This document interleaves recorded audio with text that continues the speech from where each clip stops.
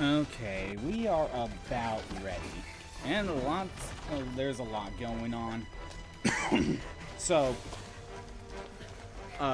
Crimson has already did the rhythm game redeem. So we're basically going to be starting with that here in a second. Allow me to finish my setup very quick. Still got a couple things to go over, but we're past the ad. How have you been doing, Crimson? How was your weekend?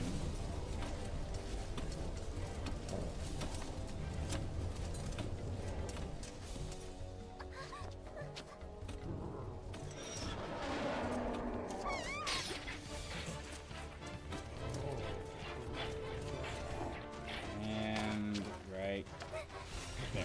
Okay. Good. I'm doing all right. Not much going on right now today anyway, but we should be finishing this game if there isn't too many interruptions. But obviously, before we can actually start, let me do my beginning stuff. So, what I did last time is basically everything. There's only a single achievement left, and basically to do that, we need to grind Toad to level 16. We'll start. We'll start that soon. But first of all, can I mute? There's got to be a mute option, because I can't have this music going at the same time. Okay, there's a way. Okay, so a rhythm game option has been posted first. So, give me a minute. I gotta close out some not close tabs, but shrink some tabs. Luckily, my bongos are already kind of hooked up. Now, the problem is I haven't fully gotten to test out this, like, a great setup for this. And I might need to do some full adjusting. But we got the bongos. We're playing doing a song in Donkey Konga. Come on, is it loading? Come on. Things are totally working, I swear. Okay. I might remind me later. I know, so many things happening at the same time. And turn... Okay, I think it's looking for a game. So, Donkey Konga 1 was the one that was picked.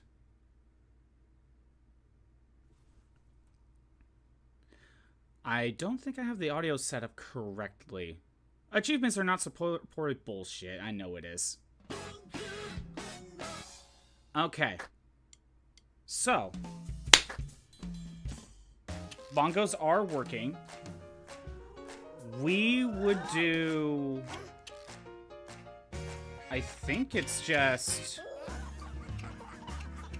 street performance.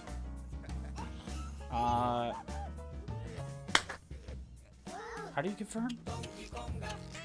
I think it's this button. There we go. Probably chimp.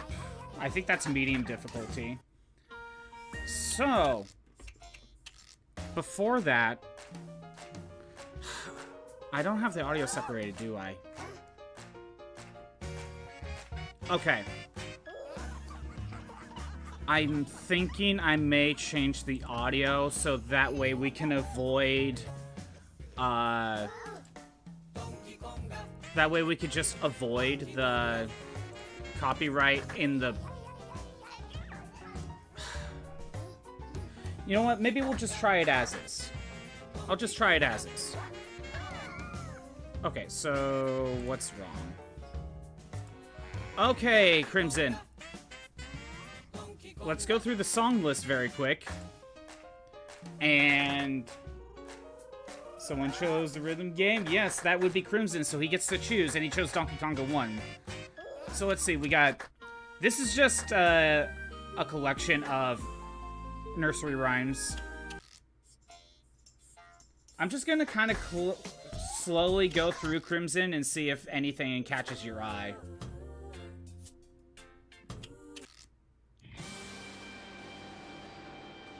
That one will definitely give me copyrighted.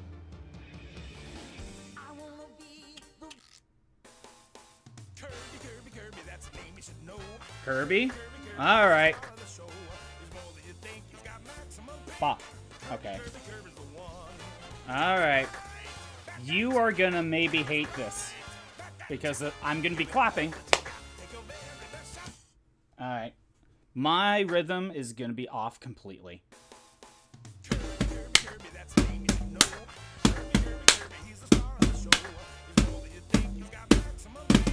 Why is it not taking?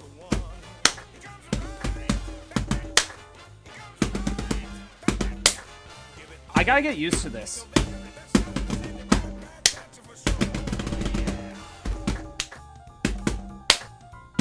This is just medium difficulty. Oh, that's the wrong thing. Is this entertaining? Ah.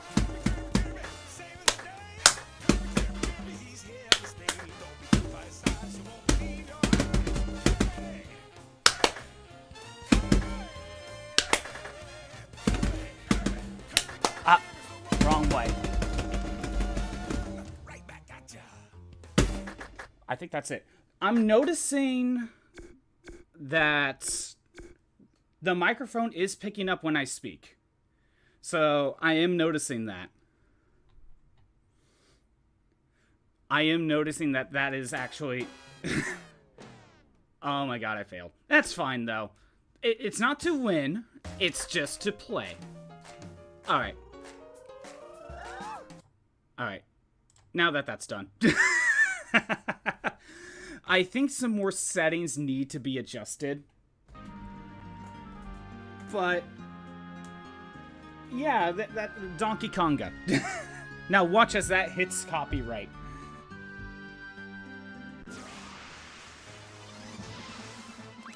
But I hope everyone's doing okay today.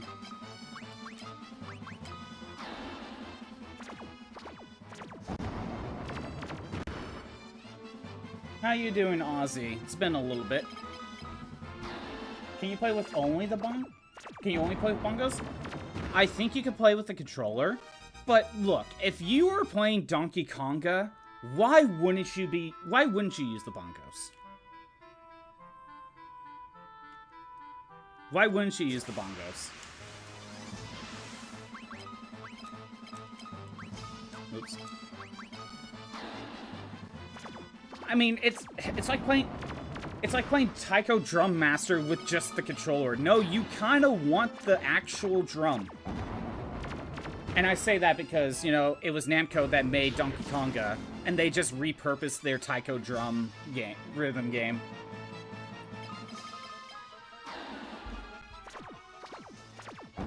That's all they did. Now, for sure, that song is definitely going to hit copyright for me. But I did notice as I was playing that when I spoke, it was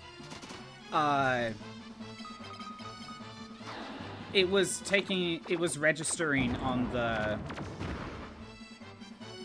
the bongo microphone. So I think there might be some extra settings I need to mess around with. And I definitely need to find a better way to hold the bongos. Because I don't have that much space.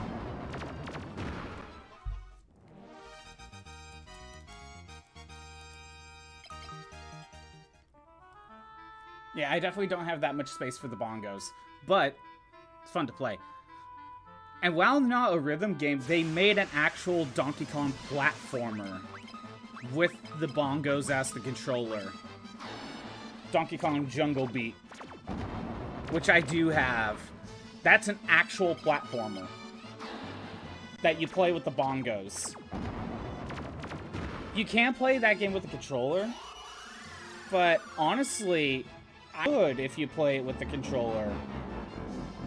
Because in Jungle Beat, to move left or right, you have to repeatedly tap one side of the bongo or the other to move left or right.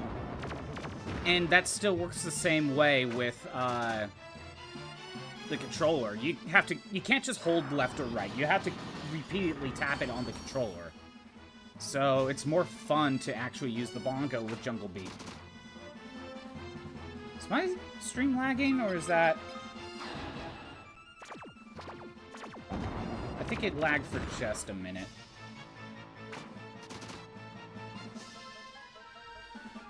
Okay, hold on. Is this picking up something? Let me do that. Bop. Okay.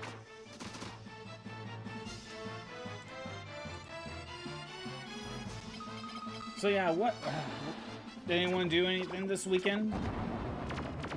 Over the weekend, I went to the arcade, spent all day there, and on Saturday. On Sunday, I kind of just chilled and relaxed, played some Dragon Quest Heroes, did a little bit of script writing, and by a little, I really do mean a little. I can't focus.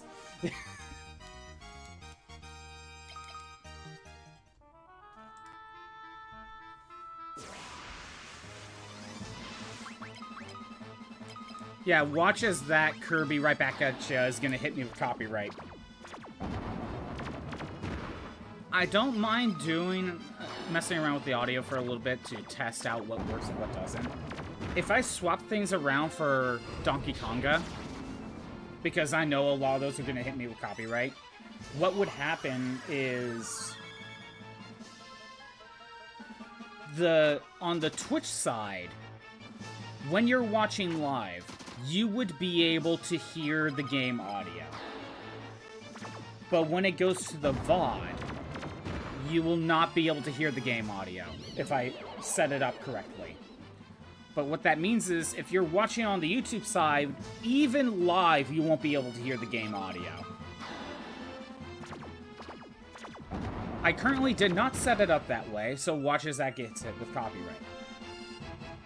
But just need to mess around with some settings a little bit more and figure out what's the best way to handle things. And also, it kind of depends on the rhythm game. Donkey Konga for sure has a lot of licensed music, 1 and 2. Kingdom Hearts, that one's kind of hit and miss, honestly. Copyright is so weird. Yeah, and I'm hearing that the copyright, when it comes to live streams, it hits the VOD, not the actual live stream itself. Not the actual live stream. So that's why there's the whole, have the option to where, at least on the Twitch side, be able to listen to the song itself live, but have the audio for the game cut out of the VOD part to avoid copyright. But if I set it up that way, then I have to make a decision on the YouTube side to basically choose, at any point, whether it's live or the VOD, do you get to listen to the song or not? And just need to figure out all that out, you know? I just decided to leave it as is, deal with the copyright. It's fine. I may have to mute that section, who knows?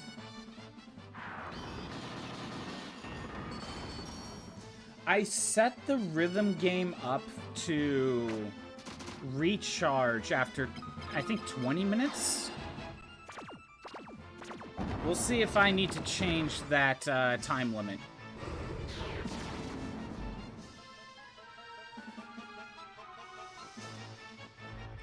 Yeah, we'll see if I need to change that.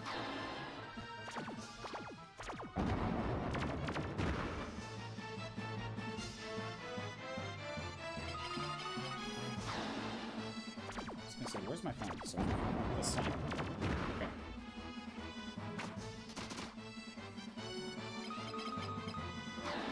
Yeah, yesterday I ended up playing some I went back to Dragon Quest Heroes 2, which is the Dragon Quest Warriors game.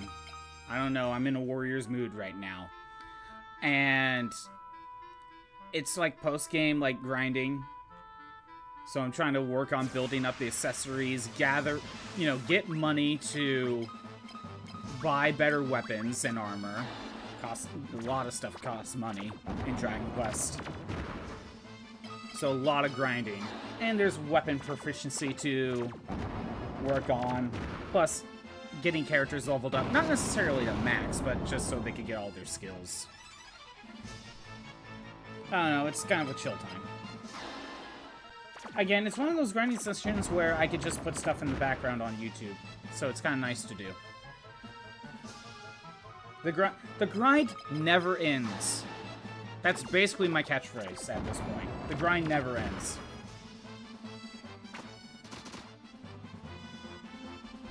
Is this... Just in case this was delay. Yeah, so to power up the accessories in Dragon Quest Heroes 2, there's like, I don't know how many levels there are. I think there's like 10 or 11. But, you know, you have to find random materials to add to the accessory to level it up. But eventually, there's going to be like 2 levels that what you need to do is you need to get duplicates of that accessory to grind down into powder, and then you have to use that powder to level it up like on 2 different nodes. So you're going to need a lot of duplicates. Which, guess what that means? Item drops from monsters. So the grind never ends.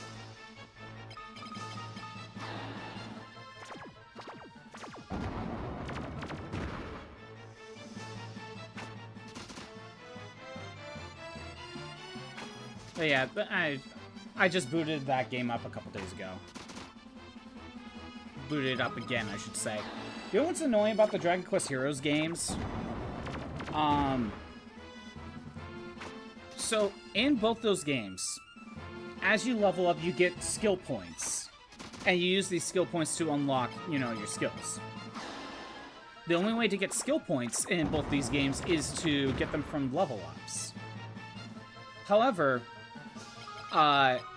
when you play through the game the first time, if you do the math and you look through, like, some level guides, you find out that it is literally impossible to get every skill in the game. So, what you need... Well, on your first run, anyway. When you do a New Game Plus run, you have to start the game over. But you keep your, you know, it's New Game Plus, you keep all your levels and stuff. Although, I think the only thing that's not kept is, like, weapons or something. I forget.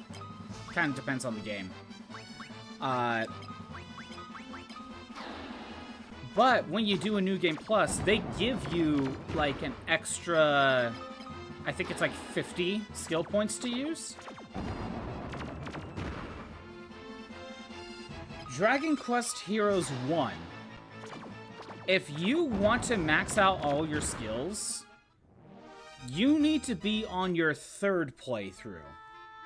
A single New Game Plus run is not enough to get all your skills, apparently. You need to be on your 3rd playthrough to get the extra 50... the extra 50 skill points to spend. Heroes 2, they dropped it down to 2 playthroughs, but it's annoying that you need to start the game over. I'm not a big fan of that, how they handled it. How long is 1 playthrough? I don't know. Like, I don't remember. The problem is when you're on your first run, you know, you're level 1, you don't have good weapons and armor, so you're doing the normal grind. I don't remember how long a first playthrough takes.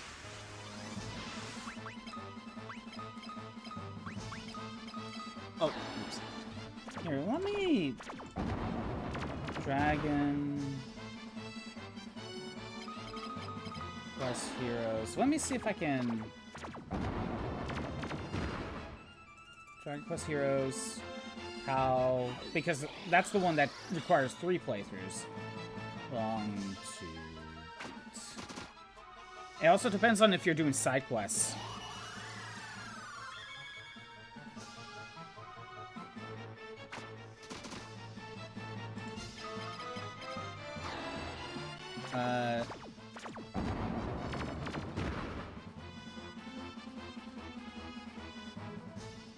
No, come on. I just want to know, like, basically their first playthrough.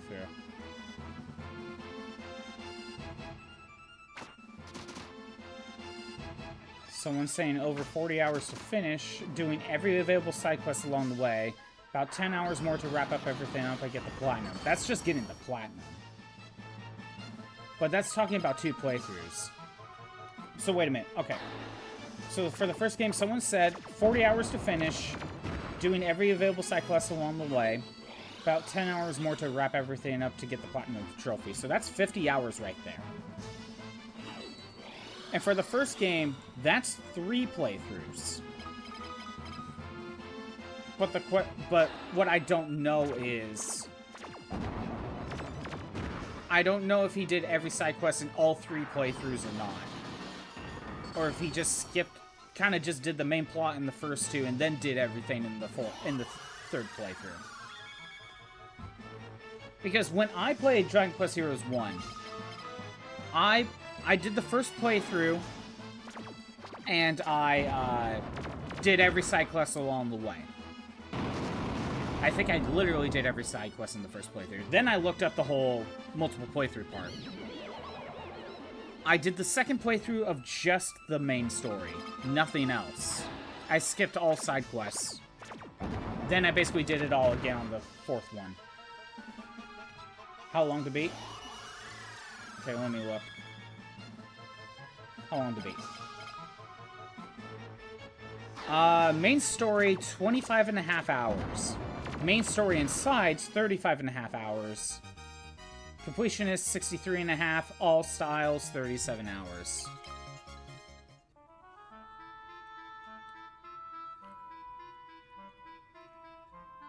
$25.5 hours for the main story.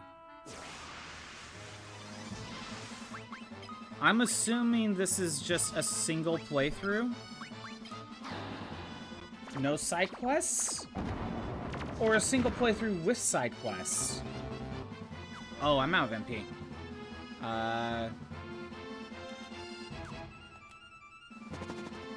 Yeah, we'll take that out. I could have used Revived. I could have used Revived there, actually. Oh well. Is there, like, a comment section?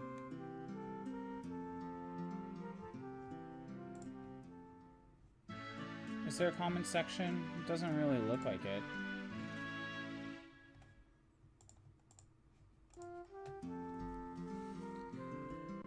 Yeah, again, I don't know if they actually mean, like, main game. If main game is a single playthrough with or without doing all the side quests or not. BRB, do what you need to do.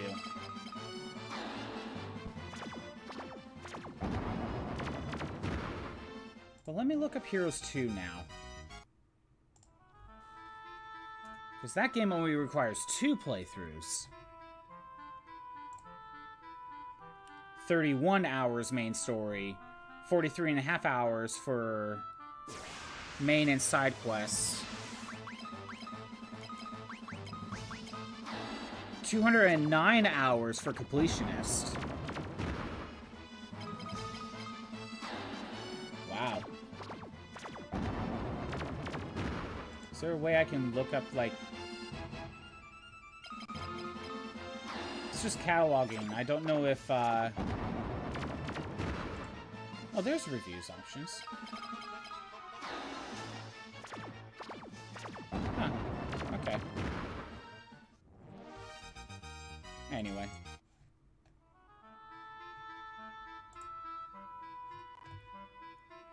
Wait, did I accidentally close out all tabs? Oh no, it's right here. Okay. What?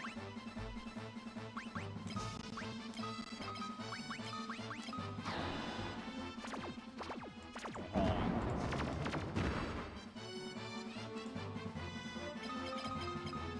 I knew something was off.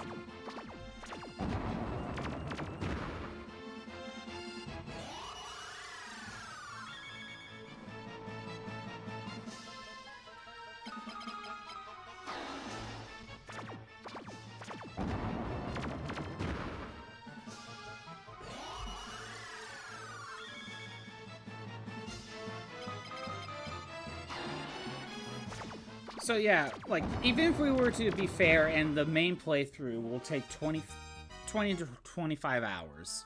I don't know if that's side quests or not. But, you know, it's the first run. You know, you don't have good weapons and equipment. You're on level 1. So you still gotta do, like, the basic grind just to get past certain stuff.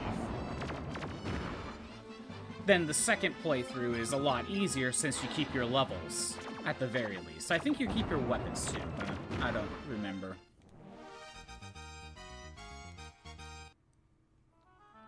So the second playthrough, or the third playthrough in the third game, or the first game, goes a lot faster. It's still not my favorite way of handling it. Like, I prefer what Hyrule Warriors and Fire Emblem Warriors handles it, where it's just, if you want to replay the story, you just go to the story mode section. You don't have to start the game all over, you could just kind of pick a mission you want.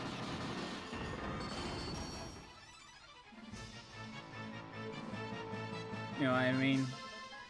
Dragon Quest, like, if you actually want to play through the plot again, you have to start the game over. Whether it's New Game Plus or literally start from scratch.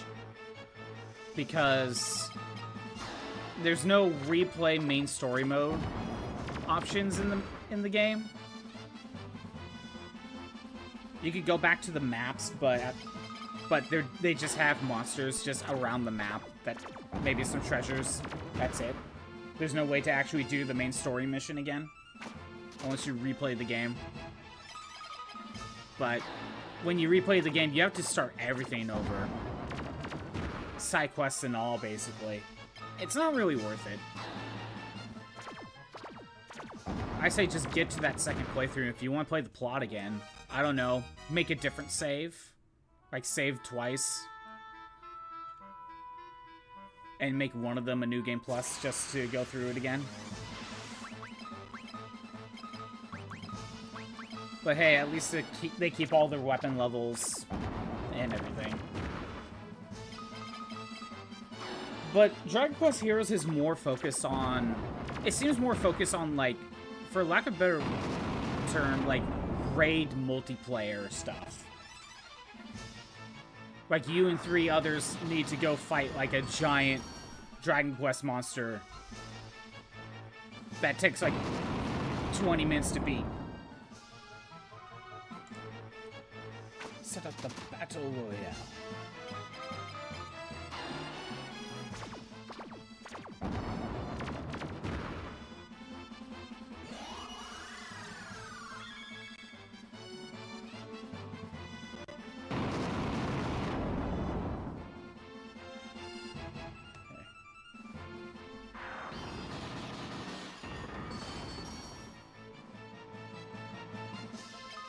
I know Toad is not at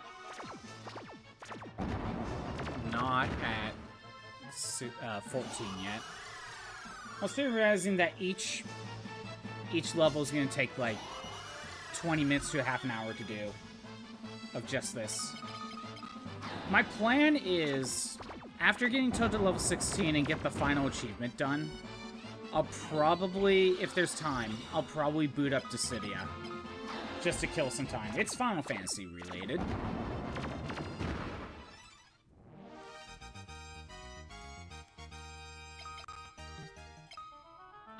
Where are we at? Yeah, oh my god.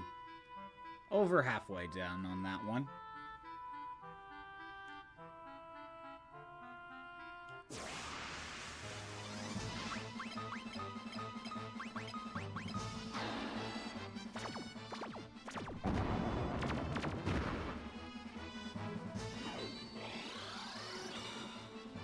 Turn them all into toads.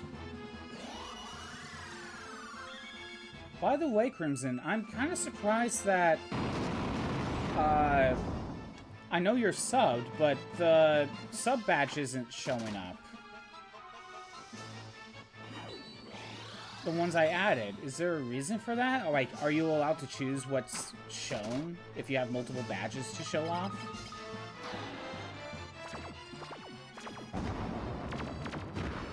Because I thought the sub badge would appear on yours, on your user.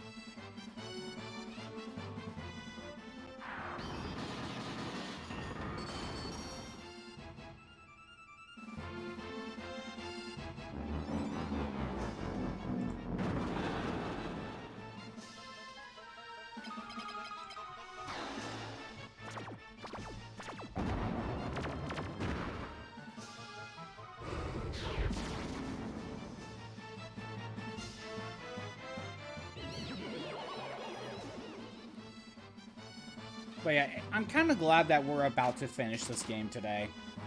It's just the grind, but at least we're almost done. I did not think... I thought there would be a lot more grinding, like, in this final stretch, but I'm glad that there isn't.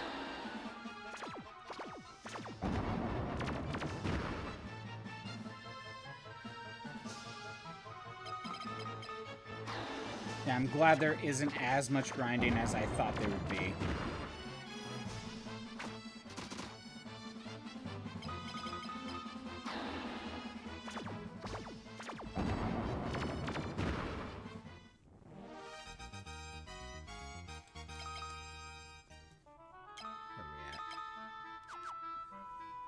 Again, it takes like 100 casts to level it up.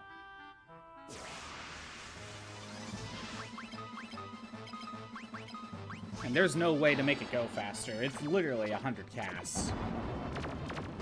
You know, I'll look it up.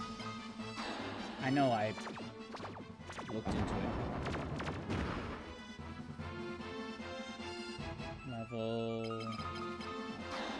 magic.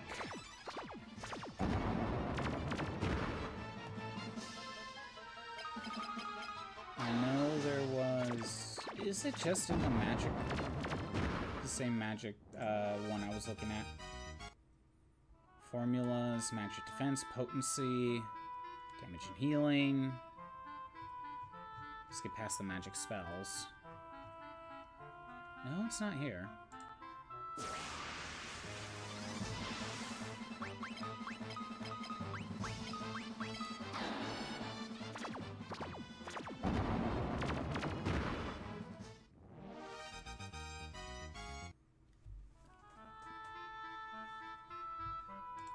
Back, Ozzy? Very nice. Yeah, don't worry. You missed a lot. You missed me fighting monsters, casting Toad. That's it. That's all you missed. Toad didn't even level up yet.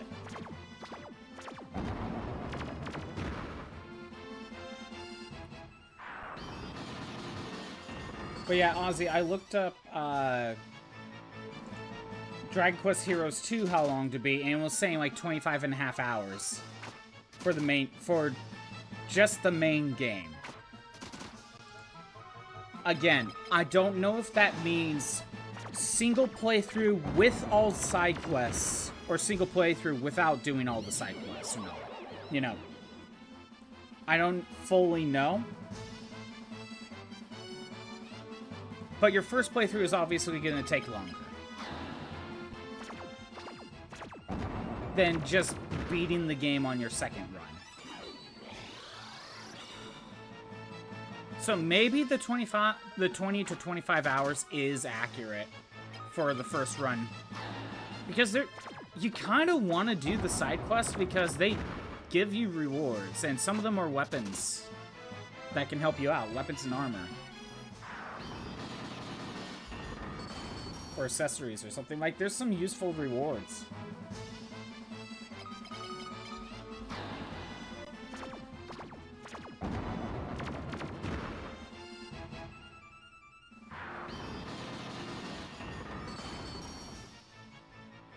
But yeah, I kind of don't like how in those two games that you can't replay the story missions unless you do New Game Plus. Or just start the game over from the beginning. Luckily, there's like 10 save slots, though. So you can literally just save the game over a different save file and do New Game Plus on that one if you really wanted to.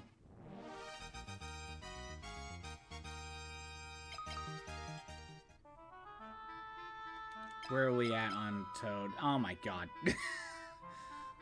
See, like, we still got this much left.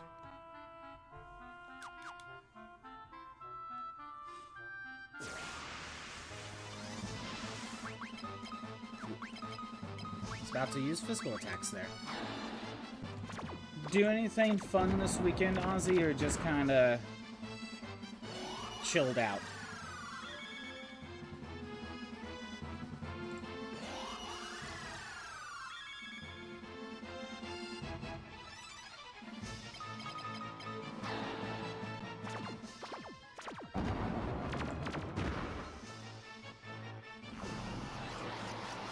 I want to know the actual experience. Actually, maybe that's what I need to...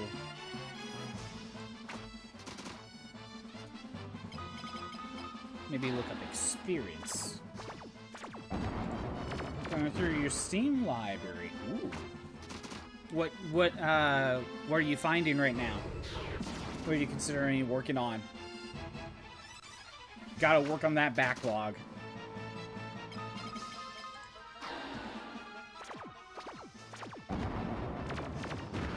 Not power weapon.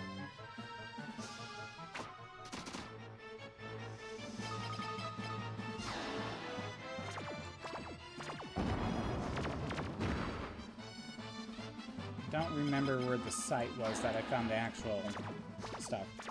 You're playing Sparking Zero. Ooh, nice. I have no idea why it isn't. Maybe because it only starts from 1 month.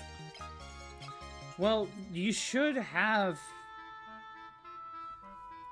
You should have one for the base. Like, just by having...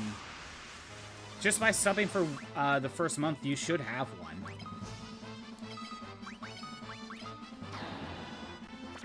I mean, I get it. It's only showing, like, 2 of them.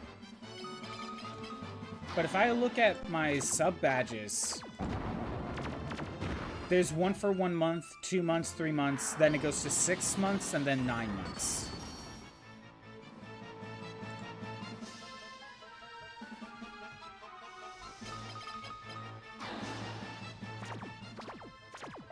And I've only made the 5, so right now I only have like up to 9 months of badges. After that, it's just like the full robot that I have right now. I plan to get more. Yeah, it is odd.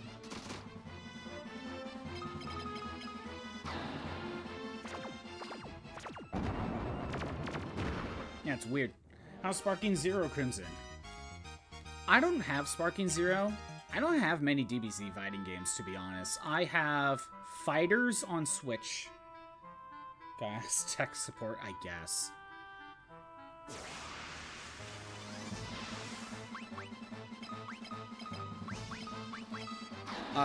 Yeah, I have Fighters on Switch, and I have Raging Blast 2 on PS3.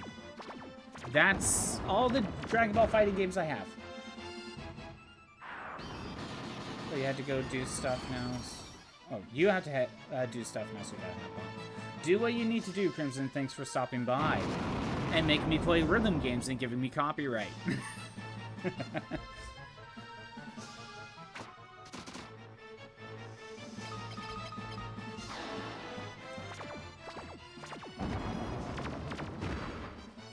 Yeah, I haven't booted up Fighters in a while.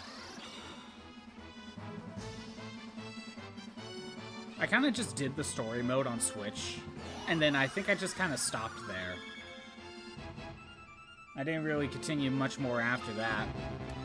Oh, I am out of MP. Well, time to cast Revive. We'll defend for a second.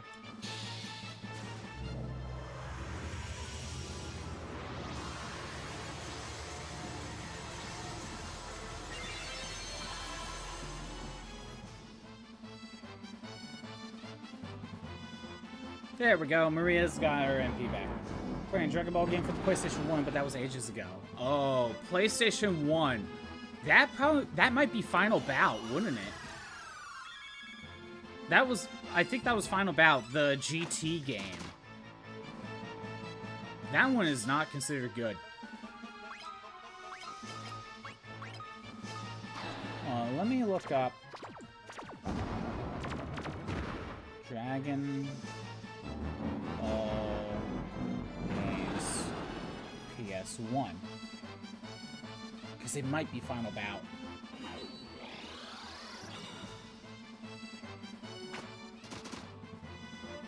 Sure. Every PS1, PS2 game in the franchise. I just want to look up PS1 specifically.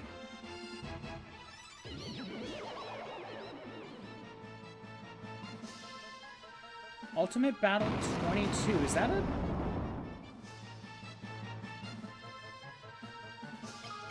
Oh, PlayStation, yeah. Okay, so there's Ultimate Battle 22.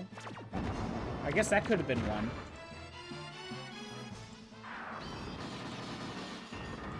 Okay. I thought it was only the one. This one never made it to America. It was... I wish it told me the name. This site kind of sucks. Thanks, CBR. Probably recognize the box art. It was PS1 or PS2. Well, there's GT Final Bout. Do you happen to remember if it was a 2D or a 3D game? CBR's sucks. Come on, I need an actual list. That's all I care about. There's a lot of Dragon Ball games that never made it to America. Like on the Famicom and Super Nintendo. Oh, are we on PlayStation? Okay, we're on PlayStation. Here we go. So yeah, there's Ultimate Battle 22. You want to say it was 3D? It might be Final Bout. It might be Final Bout.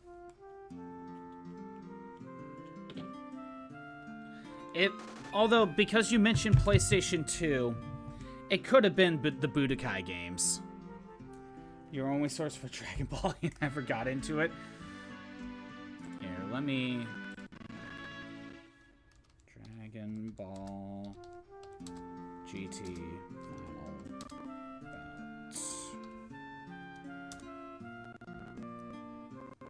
You're gonna deal with some audio stuff for a second.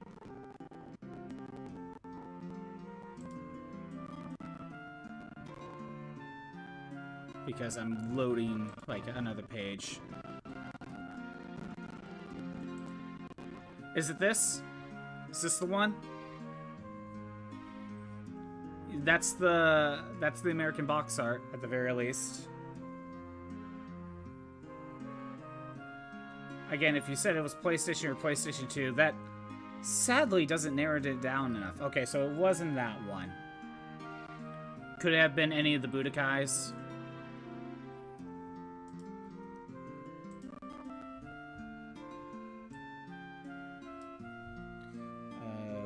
Budokai.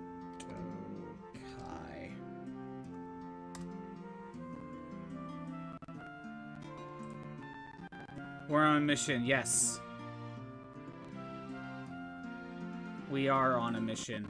You said it was 3D, so Budokai is one of the ones it could be. So here's the first Budokai. Oops.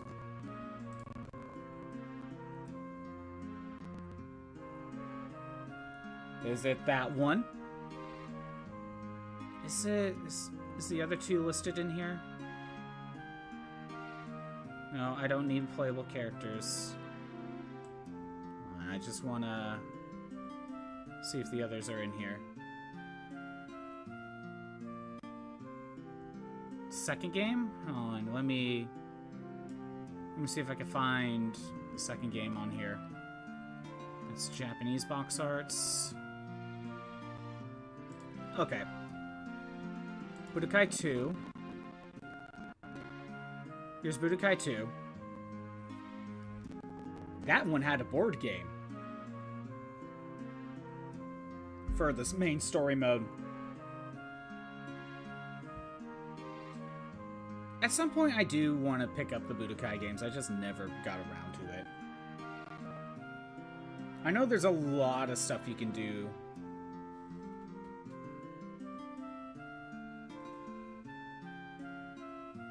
Was it Budokai 2? Well, I'm waiting for that answer. I'll just pull up Budokai 3.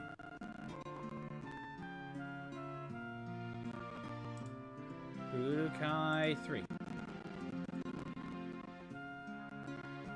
Oh, that's the wrong one. Oops, hold on. That was Super Botoden. Here's Budokai 3. And here's Budokai 3 if that box art is familiar to you. You know what's annoying? Budokai 1 and 2 made it to the GameCube, and that would have been the better way to play it in terms of, like, you know, the GameCube is more powerful. But it never made it... The third game never made it to the GameCube. So it's like, dang, do I choose the more powerful games but not fully complete? Or do I get the full series on PlayStation 2 and just deal with the game not running as good as it could be?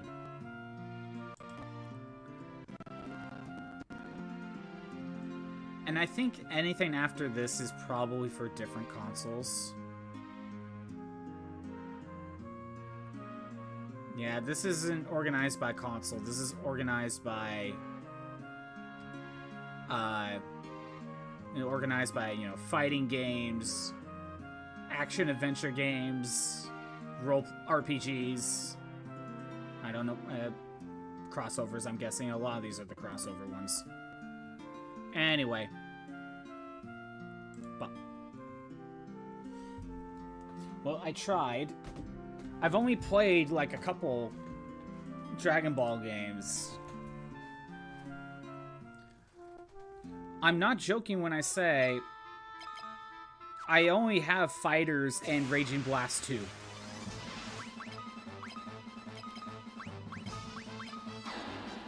Did it say Budokai Tenkaichi? Oh, that's a separate...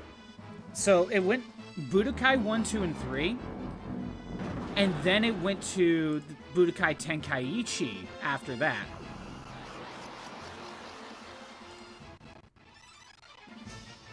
Oh, that one was also on PlayStation 2. I thought that was, like, after. So, yeah, here's Budokai Tenkaichi. That's the first one. I didn't realize that one was also on PlayStation 2.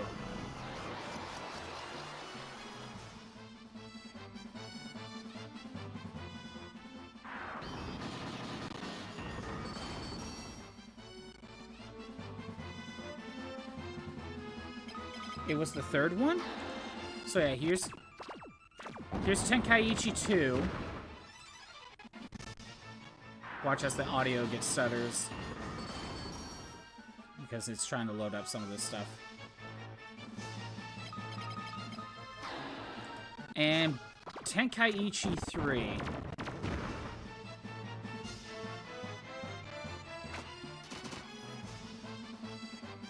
What else? Oh, it was on PlayStation. All of them were on PlayStation 2. Oh my god. I knew this one also appeared on Wii, at the very least. My god. 6 Dragon Ball fighting games on one console. It had to be Tenkaichi 3? Okay. Well, we figured it out. That's all that matters. I did not realize all the Tenkaichis were also on PlayStation 2. By the way, we are at Toad level 14. Huzzah! 2 more levels to go. The blonde kid, that doesn't even narrow it down. And that's just them going super. They're not even natural blondes. They dye their hair blonde mid-battle.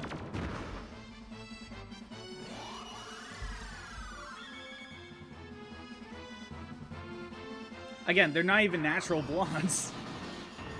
Except for Android 18. That's on the cover. Here, hold on. So, like, Android 18 here is a natural blonde, but all these 3 right here that are blonde are not natural blondes. They're all black-haired. Although, Trunks is purple hair, I think. But yeah. Black hair for these 3, purple hair, natural blonde.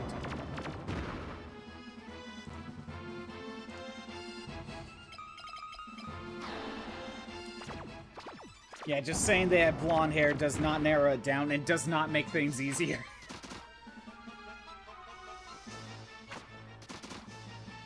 Piccolo. Yeah, you got Piccolo in the back. He's a slug man.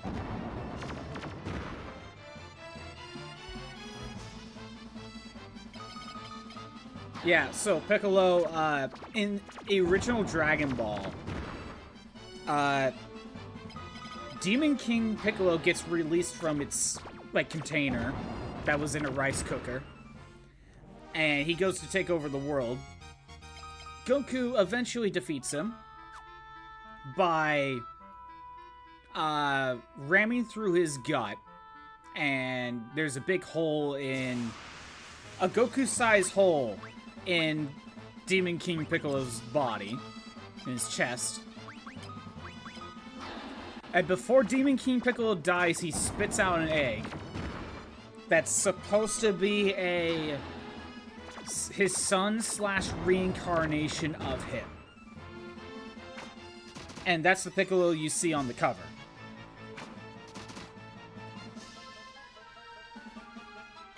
You know, a lot of characters start off as Goku's, like, villain or rival, and then they just turn good. A lot of them end up that way. Because Piccolo was out to kill Goku. Vegeta came in to destroy the planet, and he was like a big bad. Android 18 was also as well. Goku-sized hole. Yeah, exactly. When I said Goku, like, first makes a hole in Piccolo, like, he literally, like, flies through him. I'm not joking.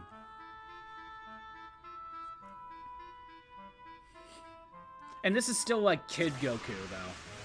He's not even, like, a full adult yet.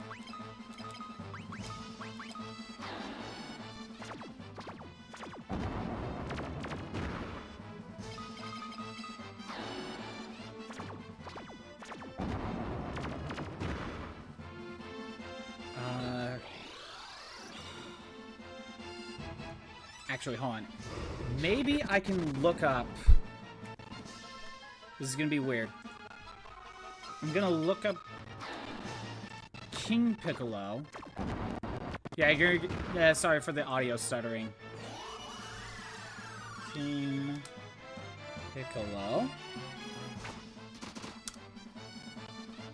Let me see if I can find a image of that final moment. I might not. But it's worth a shot. You're gonna be dealing with audio stuttering for a little bit. Sorry. Oh, and by the way, this is King Piccolo's, like, size. And there's Kid Goku. Like, King Piccolo's huge. Do we have anything on, like, the final kill? So, 1, 2, 1, Toad, choose, 1, 2, 1, 2, hold X. Let's see. Yeah, Master Roshi in the past sealed him in... Oh, no, it was Master Roshi's original master sealed him in a rice cooker. That's what it was. There we go! That's what that's the image I'm thinking of. See? It's a Goku-sized hole into King Piccolo. I said I wasn't lying. I probably just didn't word it right, though. But no, it's a Goku-sized hole into King Piccolo's chest.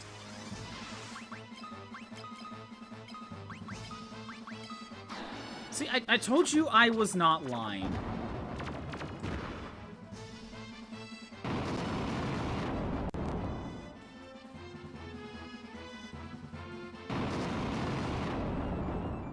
Also, Tien was a bad guy, too, now that I think about it. Basically, all of Goku's friends used to be bad guys. Or if not, like, straight-up bad guys, then just kind of assholes, because Krillin was kind of a dick.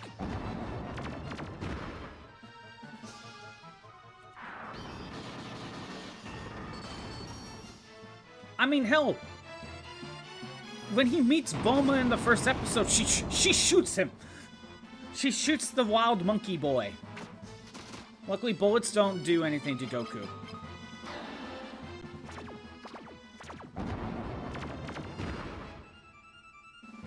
Power of friendship? I guess. More like the power of there's a bigger villain that needs to be stopped, so we need to work together. And after working together, they just kind of got used to it.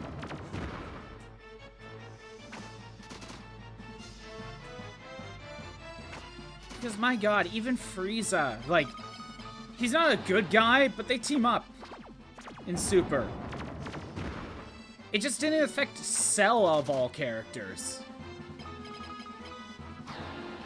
Frieza's evil. Let's not twist that around. But they teamed up because there was a bigger threat.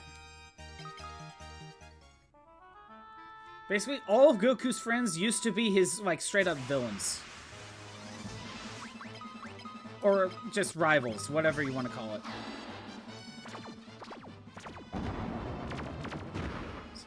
Is there an ad break? Oh no, that starts in...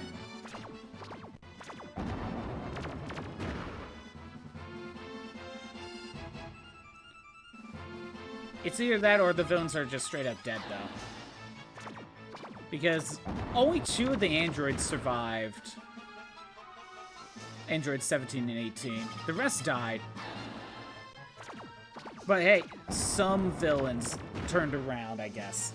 Android 17 became a park ranger.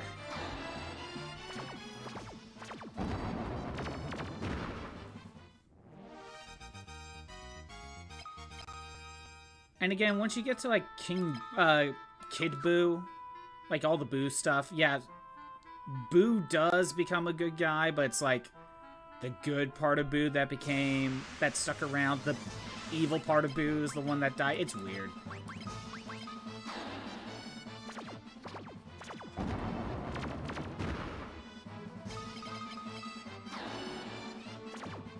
I think every person that Goku became friends with was some sort of villain. Or if not villain, then kind of an asshole to him at first. Except for Bulma and Roshi. That sounds right. Bulma was just looking for the Dragon Ball. And yes, she did shoot the monkey boy. But she was just scared. He just picks up a log and picks up her car, you know? Like, she was scared for her life. And Master Roshi just ended up being his trainer. So there was no, like, villainy there. But I think, like, everyone else kind of, like, started as some sort of antagonist or rival. It's not the Battle Royale.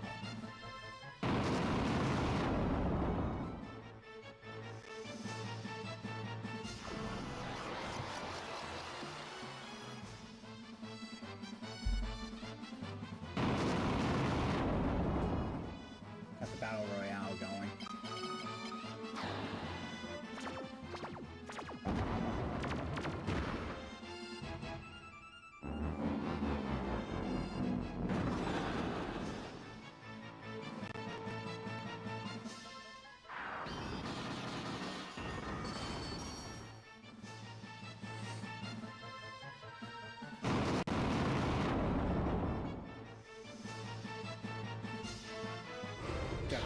Playing another 30 seconds.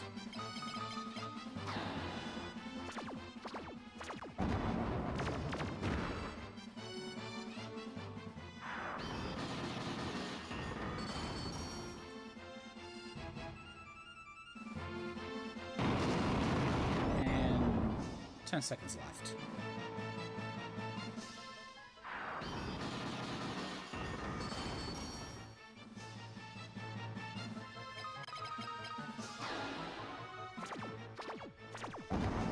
The ads should be done. It's funny because you only ever see scenes of Vegeta teaming up with Goku, even though he's like a big main villain. Yeah, he starts as a big villain when you first get to Dragon Ball Z. He's the main bad guy at the end of the first story arc. And Goku lets him go, and literally in the next arc, Vegeta's still evil. But he teams up with Krillin and Gohan and Goku. to team up against Frieza, because Frieza was the bigger threat. He teamed up with them. He was still evil, but he still teamed up with them. But again, bigger threat. And then it was after Frieza that he kind of just went back to Earth and just chilled out and kind of became Goku's, like, frenemy. I don't know if frenemy is the right word. Like, actual rival. That's the better word.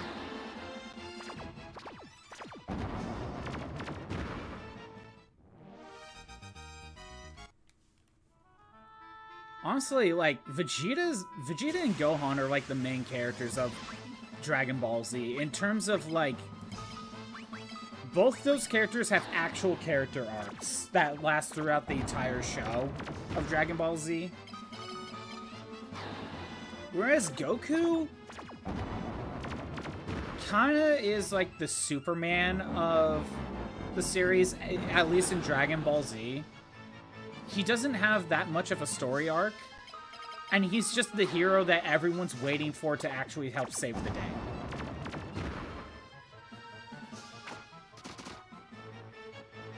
Everyone just waits for Goku to show up so he can win.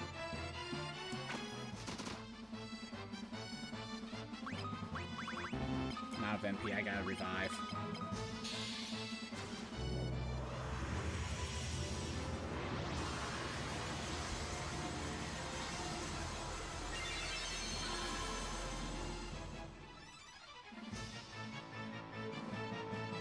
Okay, interesting note. Revive does not revive the enemies.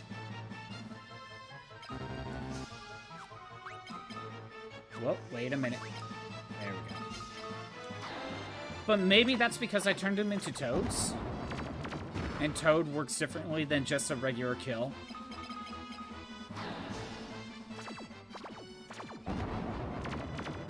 But yeah, starting from the Cell Saga onward, Vegeta is not a main villain. He's literally just Goku's rival. Buu Saga, he has a villain moment, sure. But it's more of a midlife crisis. I guess.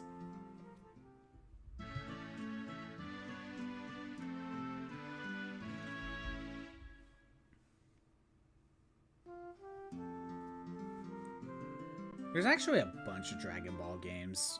Like, there's a decent amount of RPGs that I wouldn't mind trying. Even all the way back in the Famicom era. Did you know that in America we actually got one of the NES games for Dragon Ball? And it's Dragon Ball, not Dragon Ball Z. But it was Americanized, I should say. It's not called Dragon Ball, it's Dragon Power in America. And I think they even did some sprite swaps and stuff. Like, they changed Goku's character sprite a little bit. But we have Dragon Power on the NES. But you're not finding the Dragon Balls, you're trying to find the Crystal Orbs.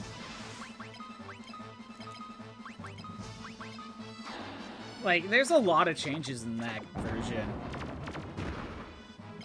And hell, you wouldn't even know it's a Dragon Ball game.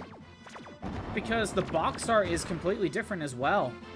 Like, they gutted Toriyama's art style. And of course, like with everything Japan, they made a generic, like Americanized box art.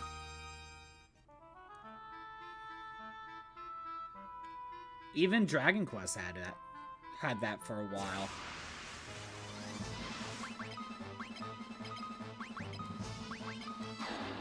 What's the point of changing it? American censorship.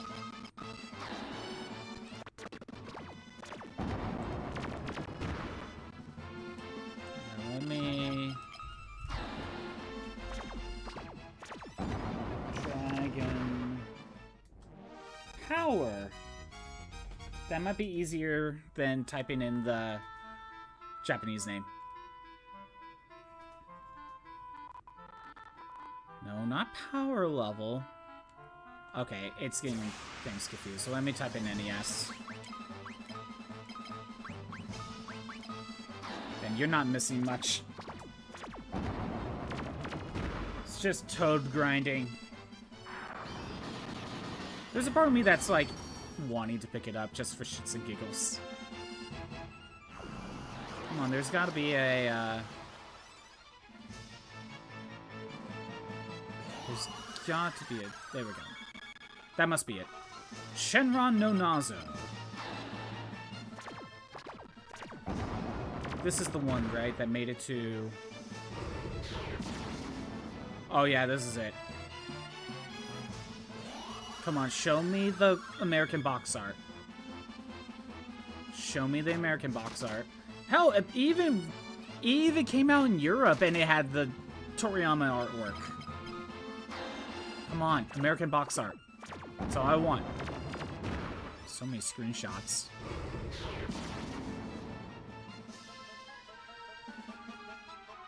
Where is it? Keep going.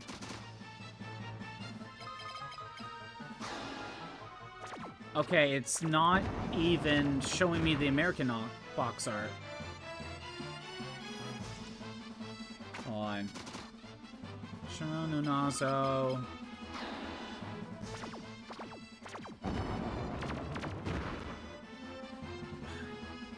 Of course, the Dragon Ball Wiki is not showing me the American box. Oh, there it is. I found it. Okay, never mind. I scrolled too far. Let me get into another fight very quick. What's the point of changing it? Again, American sensibilities. You know, a lot of the times when they change stuff, it's usually just the box art. Because when they changed Dragon Quest, they just thought, oh, this kitty look wouldn't sell well, so we gotta make it more adult looking. More Dungeons and Dragons looking. But when you change the stuff in-game as well. So here's the Japanese box art. Here, let me pull it up. That's the Japanese box art for Shenron no Nazo. You know, Toriyama artwork, you know, and all that. Here's the American version. See, just generic kung fu game. You would have no clue that this is supposed to be a Dragon Ball game. Like, how would you even guess that this is supposed to be Dragon Ball? The Japanese and European editions of the game use familiar art and music from the anime. American release features altered graphics, sound, and Goku was changed more closely to resemble an Americanized kung fu stereotype, obviously. Being pictured on the cover artwork with white gi and blue headband. Master Roshi has been changed to be more like a traditional martial arts master, and censored scenes deemed inappropriate. Right. So in the original show, in like the 4th episode or whatever, when Bulma and Roshi meet up, there's a bit where Roshi has a Dragon Ball, and he offers to give the Dragon Ball to Bulma if Bulma would show Roshi her panties. So that's a bit, right? And I don't want to continue the bit right now, because there's more to it. It's kind of funny. Really, really effed up, though.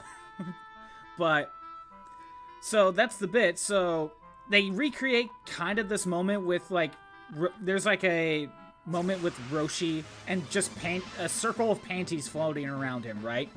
Well, that's too inappropriate. So we change it from panties to sandwiches. More or less just flip the panty sprite upside down and then just kind of change the look a little bit. Bulma was renamed to Nora, Yamcha was renamed to Lancer, Oolong was renamed to Pudgy,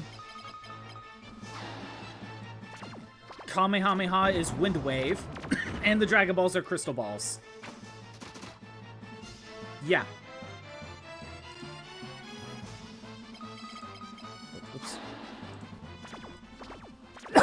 Now he just wants a sandwich. Yes, he loves sandwiches. He doesn't want to see Bulma's panties anymore. That's too inappropriate. And let's be honest, I think Bulma's like 14 at the start of the show. So it is kind of weird. But yeah, he wants to see panties at first, but we can't have that. That's too inappropriate. So Roshi is just really, really loves sandwiches.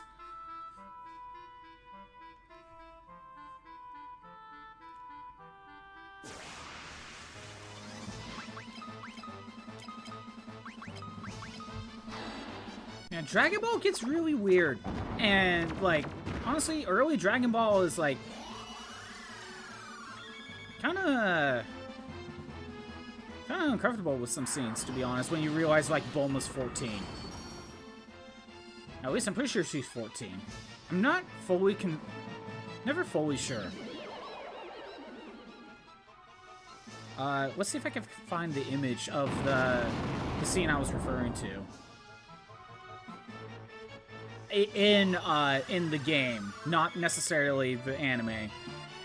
It's a funny moment, but do they have the sandwich scene image here?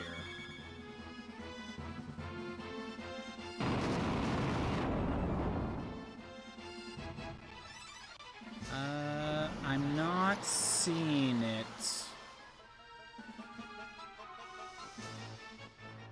Doesn't really look like the Dragon Ball Wiki has it. Oh, nope, here it is. Found it. That's the scene. That's the panty scene. It's just a bunch of panties floating around Roshi. So, take this, flip the panties upside down, so, and then kind of alter the sprite a little bit to make them look more like sandwiches. That's basically what it looks like. There we go.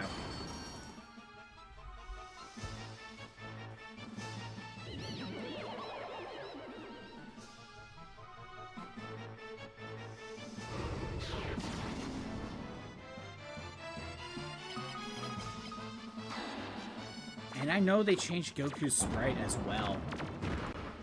Can I get a good image of Goku's American sprite?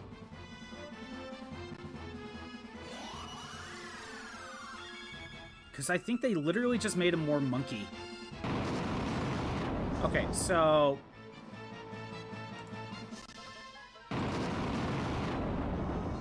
Are there other games that are Dragon Ball games that are something like that? I don't think so. Because the next time we got Dragon Ball games was basically on the PlayStation 1 with GT. And if they were censored, they weren't that heavily censored. So, like, okay, so here's Goku in the game. That's what he normally looks like, at least during the fight scenes. And his overworld is very similar. It's kind of hard to tell, but it's very similar. The American version, they literally just kind of made him more monkey. It's hard to tell, but they changed his face to be more of a monkey. It's weird.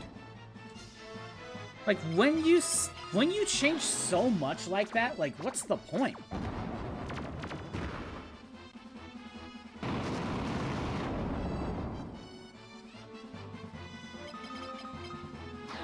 Yeah, he just becomes a monkey boy. Now, granted, he already was a monkey boy. He has a monkey tail.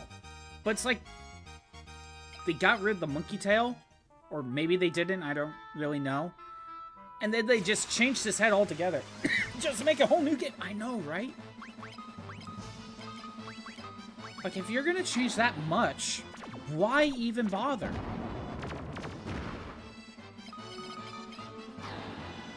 I mean, it was kind of common for like the box art to change. Dragon Quest 1 box art.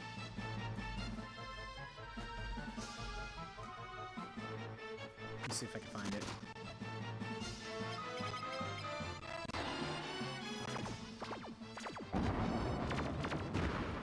Can I get... And just check the Dragon Quest wiki and look at both of them.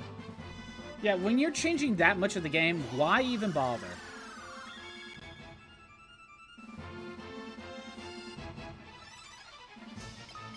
Okay.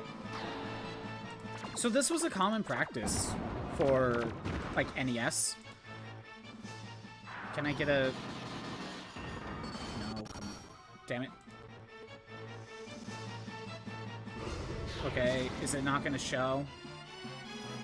Is it not going to load? Okay, it's not going to load. Oh, there it is. So here's the Japanese box art for the first Dragon Quest game. Again, drawn by Toriyama. You could tell, like, this is, like, very Goku-like in a helmet. It's Dragon Ball Dragon, basically. And here's the American box art once it decides to load. It's an adaptation, but it's so much worse. Like, you can tell, like, it's the same armor, and it's, like, the guy fighting the dragon, right? But they changed it so much. But, to be honest, that's basically the only thing that's really changed in the first Dragon Quest game.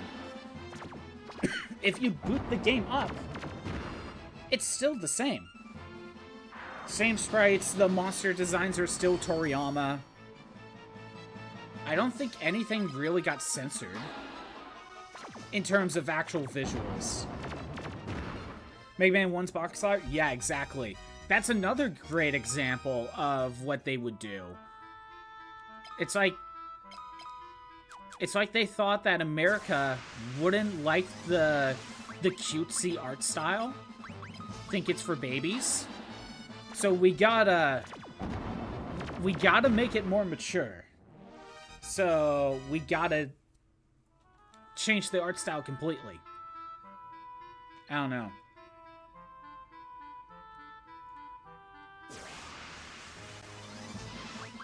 Yeah, Mega Man 1's box art is a great example as well. Because the Japanese style is also pretty, cutesy, I should say, is probably the best word to describe it.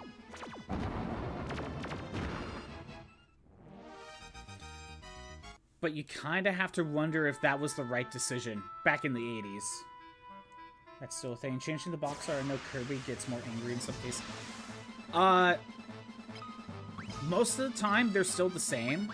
But, yeah, Kirby is a great example of every release, except for maybe the most recent ones, where they made him more angry.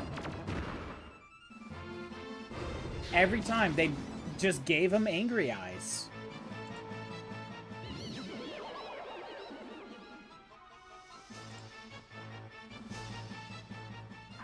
But it was still basically the same box art. And you still know it's Kirby. You know, it's not like they swapped Kirby's design completely. They just gave him angry eyes and made him more pissed.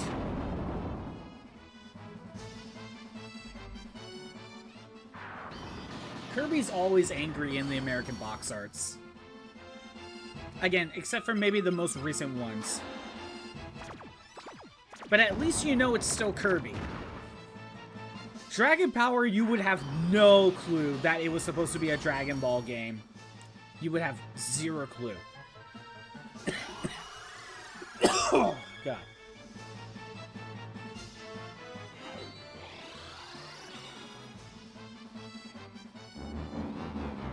Like, I think Dragon Power might be one of the worst examples of just changing everything. Because it's not just the box art that they changed. They changed sprites in the game as well, you know?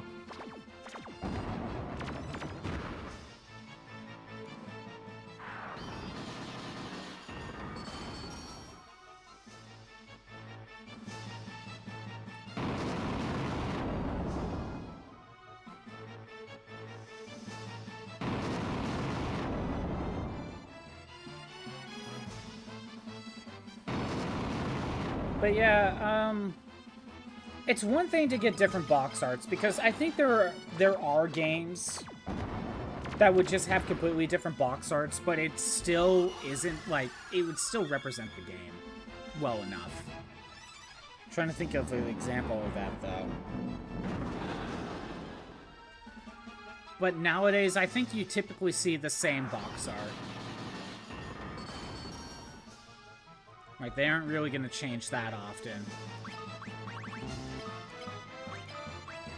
Should've used Revive last turn.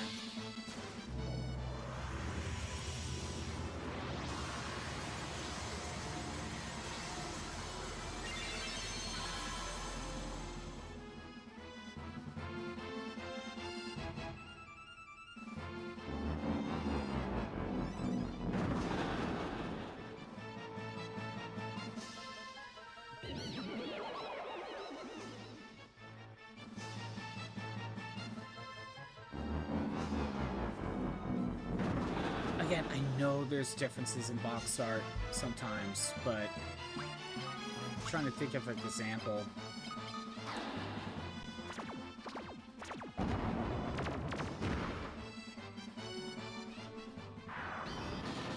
Well, actually, a big example would be the Final Fantasy games. Hell, I think they still do this. Where, like, the Japanese box art for the Final Fantasy games, it's literally just Final Fantasy on the white background with whatever logo it was. Like, when you look at the starting screen on this one, you know what, I'm gonna... Whoops.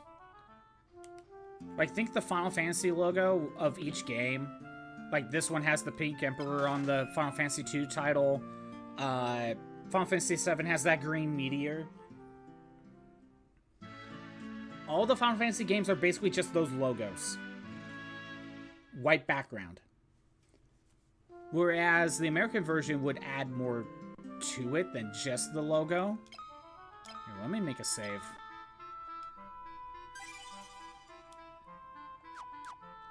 So where are we at in... Okay.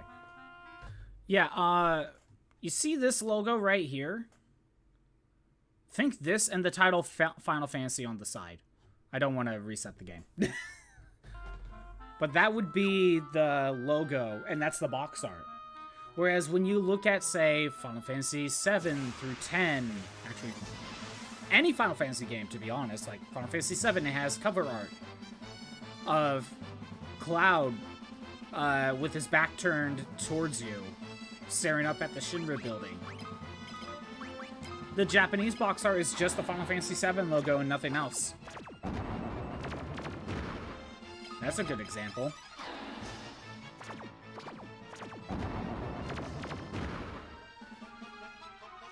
It's still Final Fantasy. It's not like they redrew Cloud to be an Americanized character.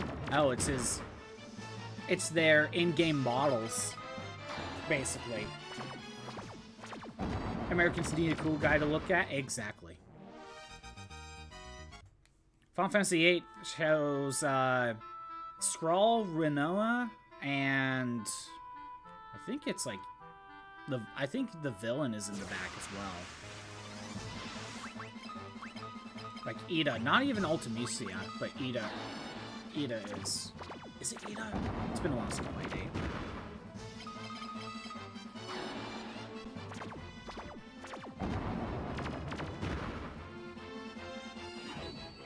In Final Fantasy IX, it has like 5 characters on the cover, just kind of standing there. But again, in all those cases, it's all in-game models. Final Fantasy X is Tidus, like out in the ocean, out on the beach, just kind of standing in the water. But again, Japanese version, it's just the logos, nothing else. That's an example of a box art that has changed, but unlike the NES ones, at least you're seeing what you're getting.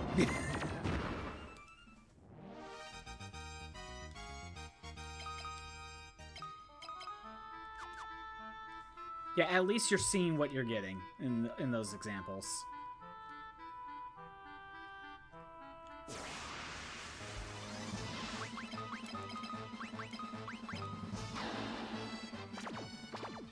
But yeah, I think the NES, SNES era might have been the last time the box art might have just been completely misrepresenting what the game actually is.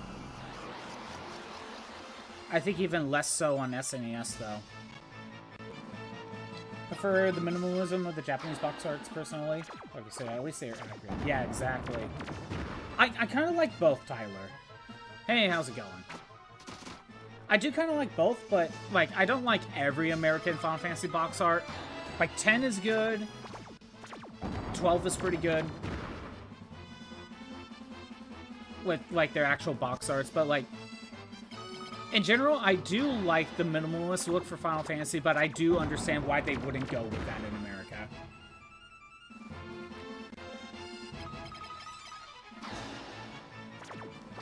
I'll tell you what you missed. In-game, you missed, well, you didn't miss much. I got Toad to level 14. Still working on it. It's just this. You didn't miss much in-game. In conversation, however, we've been talking about, first it somehow went to Dragon Ball, and Ozzy said she only played like one Dragon Ball game. So it went to figuring out what that was. It was Tenkaichi 3. Then kind of just talked about Dragon Ball for a bit. Then I brought up the NES game Dragon Power. And just showing the differences in that and how that was completely censored. And you would have no clue that Dragon Power was a Dragon Ball game. That's how we got here. I'm really giving the cliff notes on that one.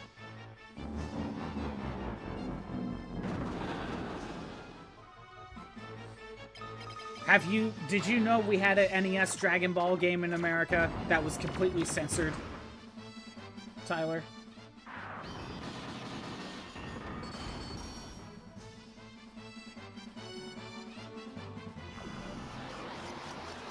And it just kind of became this conversation about the American box arts being completely different. Not even representing whatever the game was.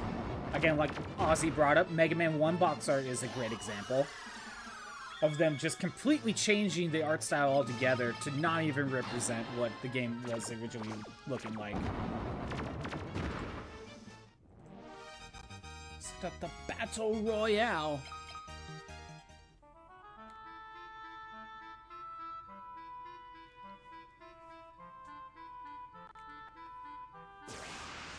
You saw it in the thrift store? Right. That's probably how most people saw it.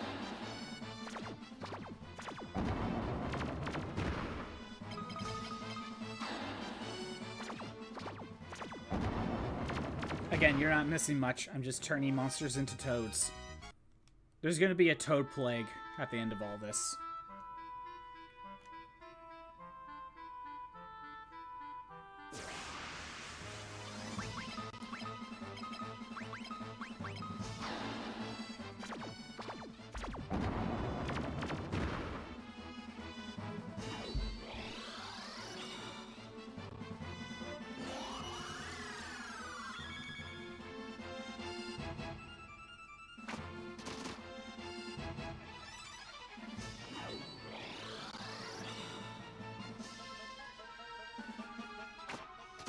The ads are still playing for another 10 seconds.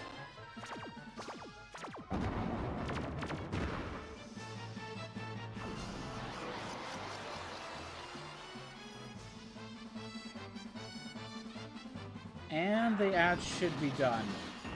So you heard of Dragon Power because you saw it in a thrift store, but had no clue it was a Dragon Ball game. I know. It looks like it just looks like generic Kung Fu game. No, it was Dragon Ball the entire time. And like in Dragon Quest's case or in Mega Man's case, the only thing that they really changed was the cover art. But when you boot the game up, it's still, they didn't change any visuals. Dragon Power, they did a lot of censoring and changed a lot of sprites. you've seen the game before, thought nothing of it because it looks so generic, but it's a Dragon Ball game. It's a Dragon Ball game the entire time. But they changed so much, Tyler. Like, not just name changes either. The Dragon Balls are changed to Crystal Balls. There's the scene where Roshi was wanting to see Bulma's panties, but the panties are changed to sandwiches, so Roshi just wants sandwiches. There's probably more change. Goku's sprite, they changed his sprite for some reason. He doesn't have like his spiky hair or anything. He's just looking more like a monkey boy. They changed so much out of that game for really no reason.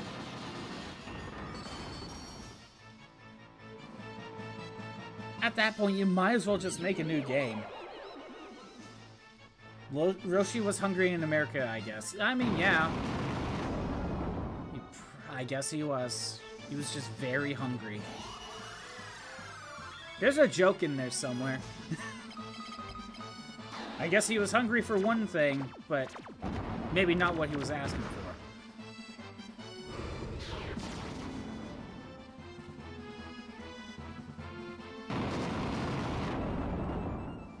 Suspiciously shaped food. Yeah, exactly.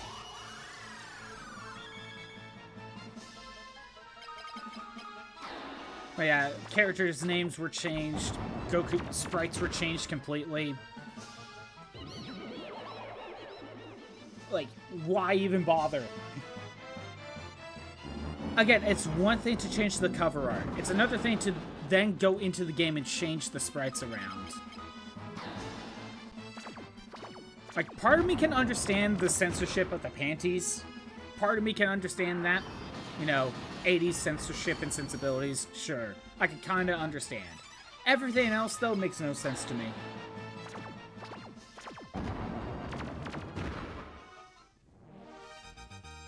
Hell, like, Mega Man's name was freaking censored. Remember, he's Rock and Rockman. They changed him to Mega Man. That was technically an Americanization right there, but everything else is still the same.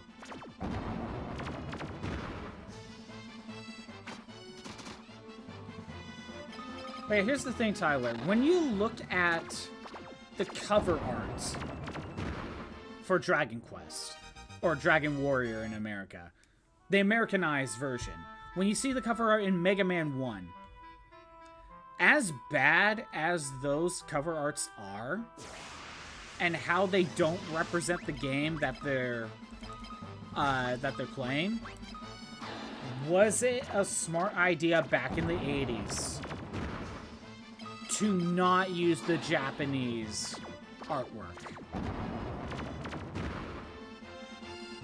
It's one thing to say the American box arts were bad, but was it actually a smart idea to change the artwork in general?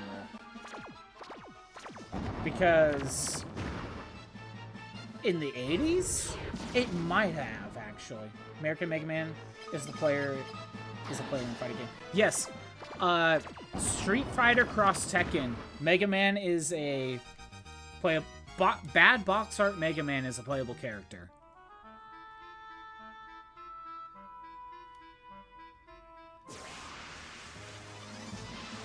And of course, it was Street Fighter Cross Tekken.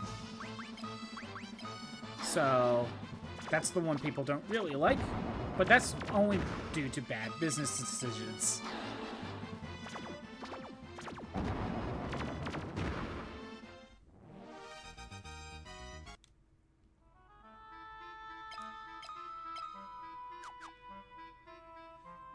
But yeah, was it actually a good idea to change the box art for America? Because the Japanese artwork is very cutesy. And American mindsets probably wouldn't have bought them if it was cutesy artwork. Probably American minds would have just thought it was for kids. You know, at least for the NES era, at the very least. it might have actually been the smart move to do it. As much as I think the original artwork is better in every case. Every case, at least in the NES one. Although Final Fantasy 1's artwork isn't that bad. It's just a sword and shield and orb. No, sword, axe, and orb. But, you know, I'm pretty sure the original was just the logo.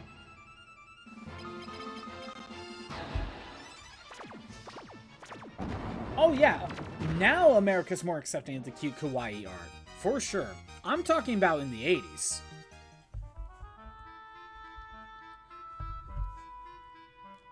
And you gotta remember with Mario, the first Mario game, they just used the in-game sprite. But Mario did so well that Mario 2 and Mario 3 was able to use the official art. The official artwork. So, at least they did in America. Now I want to know. I want to see a what if Mario got an Americanized box art for the 3 Mario games. I am so curious. Same with Zelda. Because Zelda's box art was just changed to, like, a generic shield, basically. And in the second game, it was just a sword. Big mustache man. Would it be him fighting, like, a giant... Would they even show Bowser? And obviously redesign Bowser? Like, what would they do? Oh, there's this part of me that wants to see what those box arts would have looked like.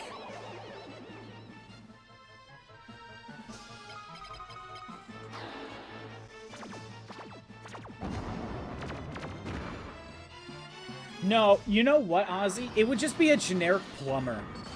Holding a plunger. Maybe up against a giant turtle.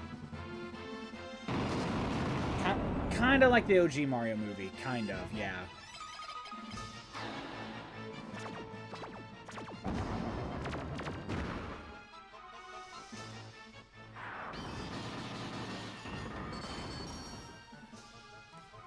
Oh, Maria's out of MP.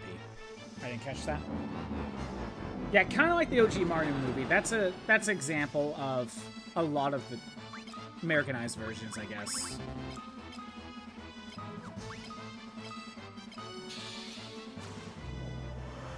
And yet, like, that was kind of a hit and miss thing for movie adaptations. Like, I think it kind of just depended on what the source material was, because remember, Mortal Kombat's kind of close. At least it's Kung Fu, and there's death. It just needed to be rated R. And they actually liked the music. Mortal Kombat movie soundtrack is still hype. Street Fighter 2 at least uses the characters, but there were still a lot of issues with the Street Fighter movie. But it doesn't necessarily hide that it's Street Fighter. Like, it's still M. Bison, it's still Guile and Chun-Li. You know, like, there's a lot... But some of the stuff is changed.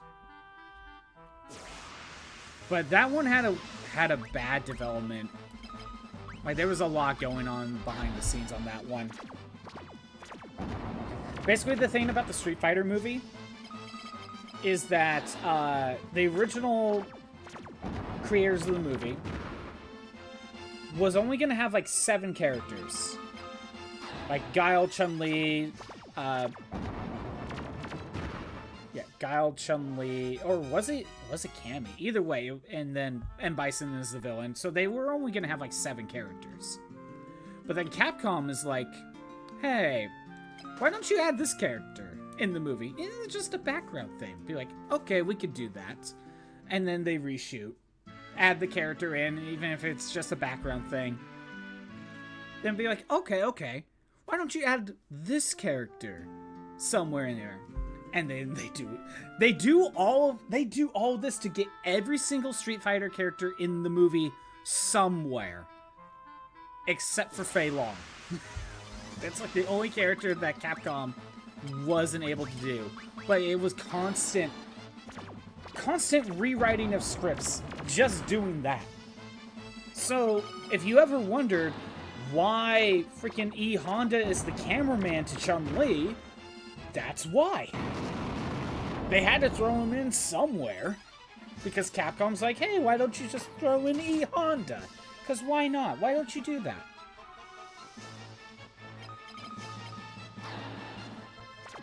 And also Balrog is working with Chun-Li, I think. As like the boom operator or something. Balrog is the boom operator, but DJ is the villain with M. Bison. Someone's got to be the cameraman. Exactly.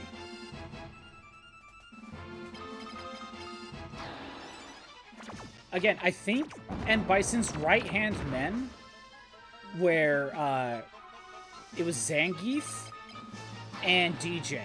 I know DJ for sure. Makes 100% sense when you actually see that movie. Yes, I know, right? I still need to actually watch that movie myself. Because Raul Julia, like, hamming it up the entire time. In all the right ways. And that was his last performance, though, sadly. He was going through, I think he was going through cancer during that. But he wanted to do the movie because his kids love Street Fighter. And he just wanted to do one final role that, you know, for something that his kids liked.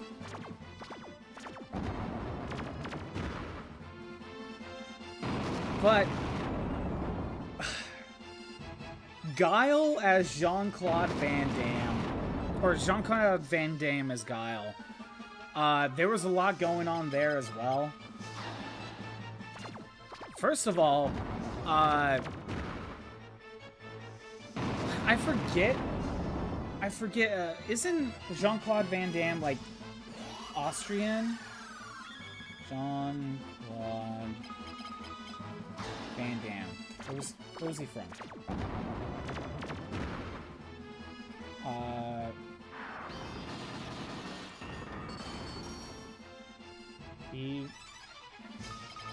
Belgium. Okay.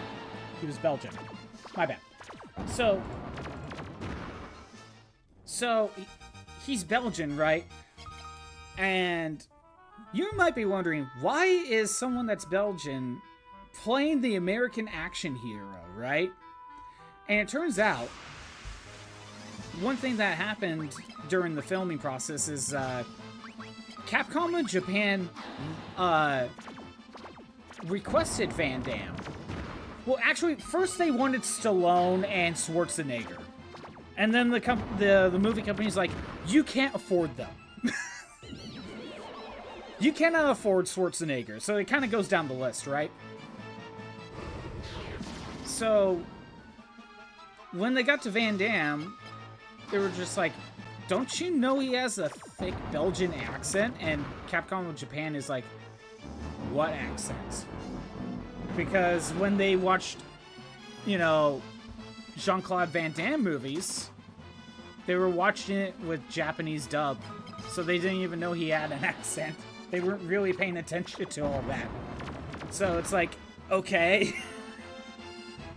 So they hired Jean-Claude Van Damme, not necessarily realizing he's not from America, but, you know, that's one thing.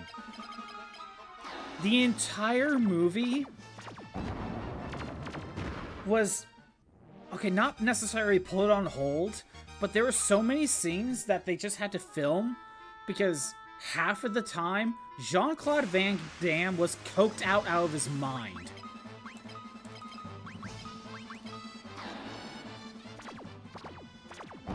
Half of the time, Jean-Claude Van Damme was coked out. They didn't know what he actually sounded like. That's from what I understand, yeah. But yeah, half of the time they couldn't film anything with him because he wouldn't show up. Because he did a coke binge. So there are a lot of scenes where they just like, okay, we gotta film this scene because it doesn't require Jean-Claude. So and they might have even added scenes just because of situations like those. Where are we at? A couple more and we level it up. Okay. Yeah, basically, like, every morning for the shooting of the movie, it's basically, is Jean-Claude on drugs, and did Raul Julia take his meds? You know, that's basically what was going on every day. Because Raul Julia was having trouble, obviously.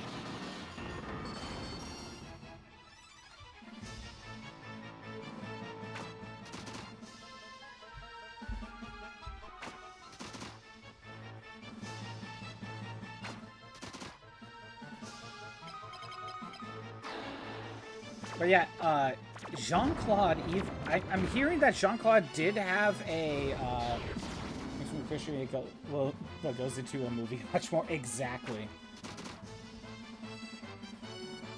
Exactly. Oh, I remember one thing. So, they, were filming in Australia for half of it, right? And on the flights to Australia, they realized they did not have a cami. So literally, the director or the casting agent, someone on the plane, sees this magazine of some sort of fashion model. I don't know her name off the top of my head. But they see a magazine of a fashion model that's also in Australia, because the magazine is, I think it's an Australian magazine.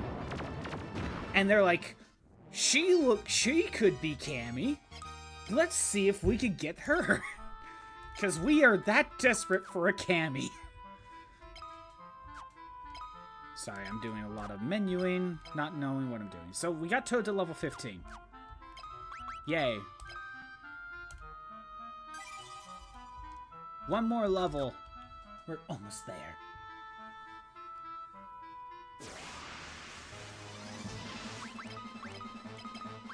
One more level to go, and it feels like it's taking longer each time.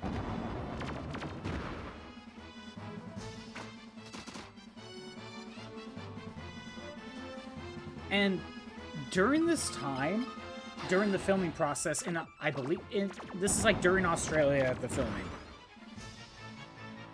At the same time, they were supposed to go to the game studio so they can make the Street Fighter the movie the game. If you don't remember, there's a Street Fighter the movie the game that uses the real actors, kind of like this is Mortal Kombat. But a lot of them were showing up more randomly. Gotta head out, have fun. Thanks for stopping by, Ozzy. Have a good rest of your day. But the game studio was having a lot of trouble getting the actors to show up, not because they were being difficult or anything. No. At this time, during the filming, the Japanese president of Capcom shows up to see what's going on with the movie, right? And he starts bragging how much Street Fighter 2, the arcade games, have sold. He starts bragging how much money they have made. So all the actors are like, why aren't you paying us more then? So there was like a little, there was a strike going on there during the filming of the movie. And so, while this is happening, they didn't really go to the video game side of things to do the filming of those, because they were negotiating, negotiating pay. Or renegotiating, I should say. And in the Street Fighter game, or Street Fighter the movie the game, there's like 3 random grunts you could play as, like guys in masks.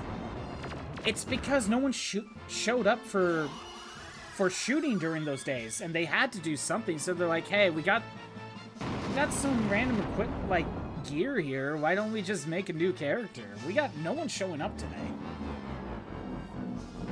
That's how you got like 3 random guys in masks in Street Fighter the movie, the game.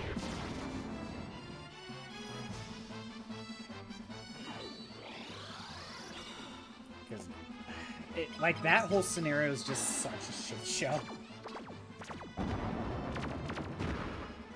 Like everything that went wrong probably went wrong. Oh yeah, it's a huge nightmare of production. If you don't mind, I'm gonna pull up a video that I watched that talked about all this, and I'm gonna post it in chat.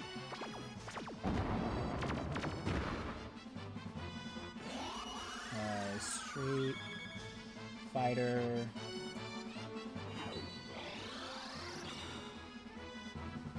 Okay. Wait. First of all, why is the volume on? Second of all, was that the right one? Yes, that was the right one. Okay. Alright, hold on. Copy. Paste. It's a longer video, but it's one of those ones where it's nice to have on in the background, sort of, YouTube videos. But it starts with going over the movie production and then kind of goes over the game. Yeah, how long? Yeah, it's a 2-hour video. Again, it's nice to have, it's fun to have in the background. But that's the video I got this information from.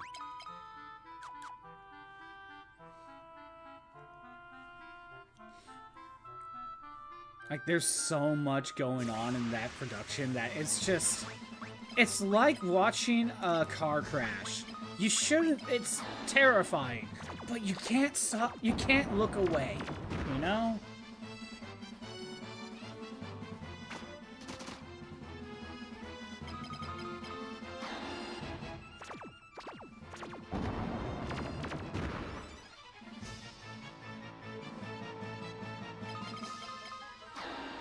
This is honestly perfect for whenever you're working or just playing games or whatever.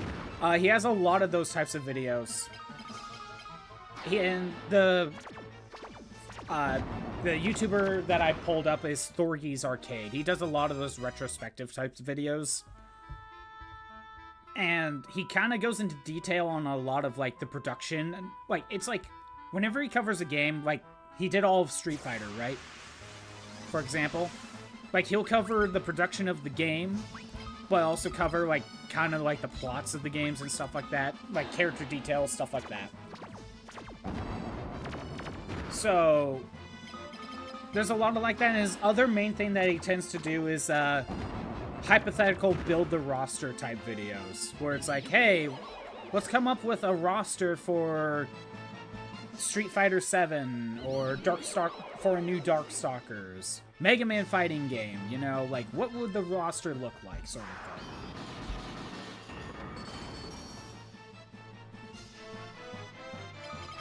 So, like, I do like putting his stuff on in the background.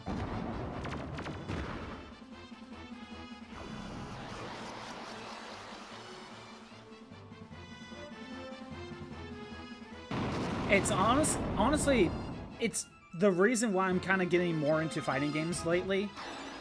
Just kind of listening to some of those retrospectives. It's kind of how I got into King of Fighters a little bit more. And Blaze Brew. Like, oh, that sounds interesting. I will pick these up now. Take a look at some of this other stuff then. Yeah, when it comes to retrospectives, I know he's covered all of Street Fighter. He's covered Fatal Fury, King of Fighters, Darkstalkers, Blaze Blue. There might be some others in there. Oh. I'm 1 point off in terms of MP. Okay.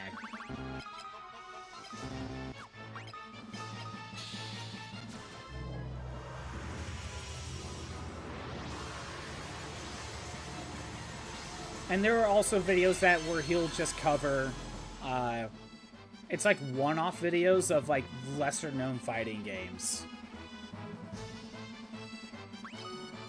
One of them being Rival Schools.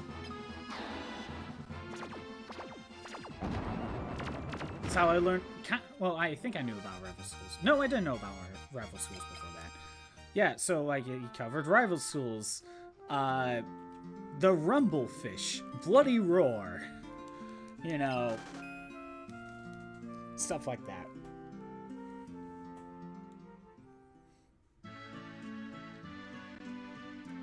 Again, I find his videos a lot, really nice to put in the background. You used to have Rival Schools when you were younger? Nice! Sounds like you don't have it anymore, though. I know Rival Schools is spendy. Ooh, whoops. Although, now that we have the we have the other fighting game collection that has Rival Schools, I wonder if it's gone down.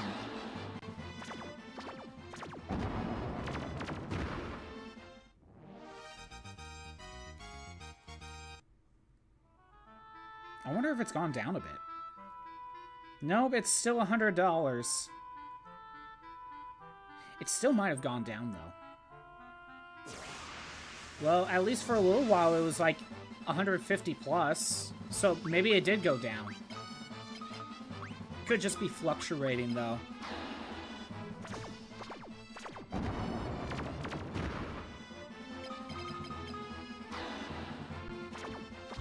Yeah, there's Rival Schools, and then there's Project Justice on the Dreamcast, and that's a sequel.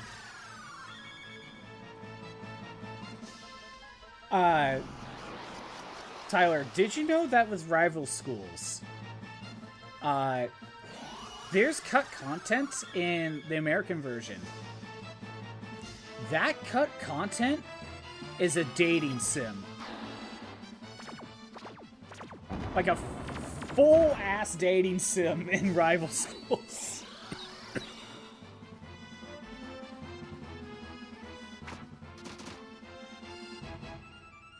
I think the ad's gonna play here in a minute. I'm gonna step away for just a minute. Yeah, there's a full dating sim. I think in both games. Okay, ad's playing. I'm gonna step away for just a minute. BRB. I'm just gonna give it a scroll.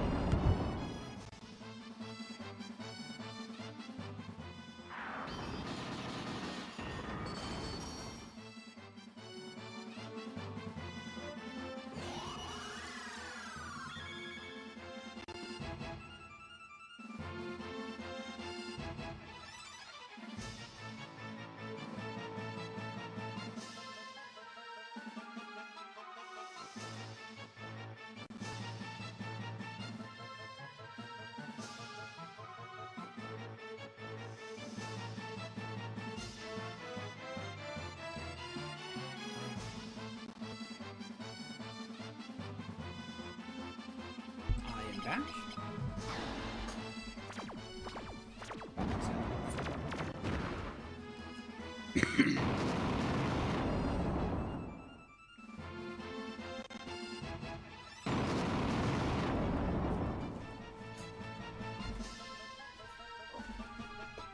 There we go. That was going to run over. 10 seconds on the ad.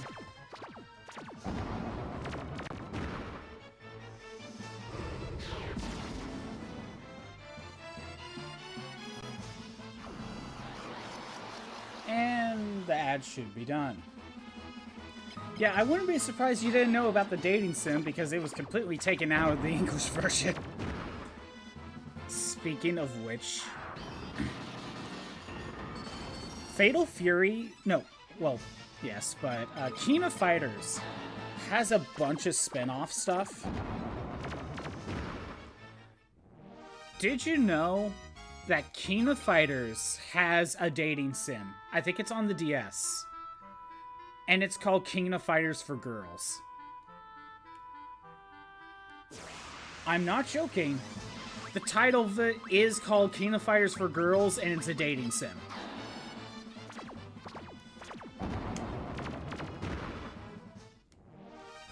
Hey.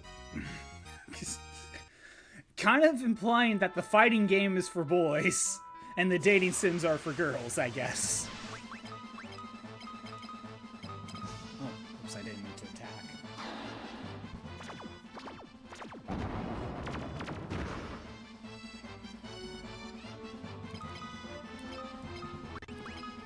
There we go.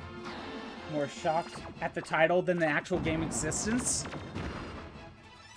Agreed. That's not the weird one. King of Fighters has a King of Fighters Go, or had one. It literally is Pokemon Go for King of Fighters. I am not joking, that was real. Obviously, it was going off the bandwagon of Pokemon Go. But King of Fighters has had a Pokemon Go game where you run around real life finding other King of Fighters characters to fight. I am not joking, that is real. King of Fighters, like, SNK is like the company that will just throw everything at the wall to see if anything sticks. They'll throw 20 things at the wall, only one of them sticks.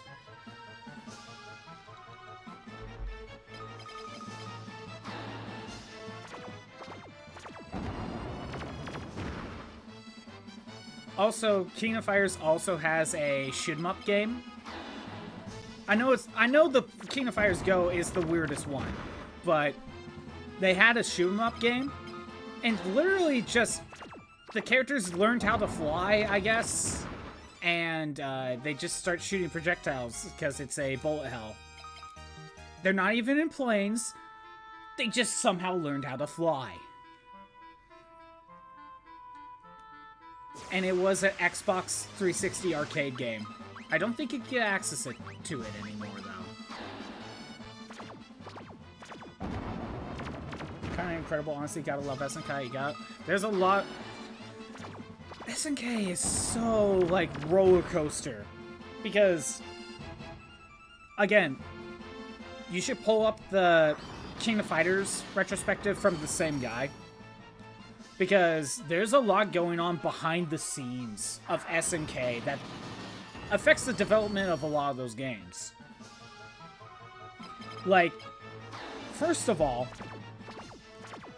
the creator of the original Street Fighter left Capcom and formed SNK and made Fatal Fury. Eventually, he went back to and worked on, it was like Street Fighter 4 he helped out with. Hey, Sydney, how's it going? Just talking about various things. Not much is going on screen. You did not miss anything. What's going on, Sydney?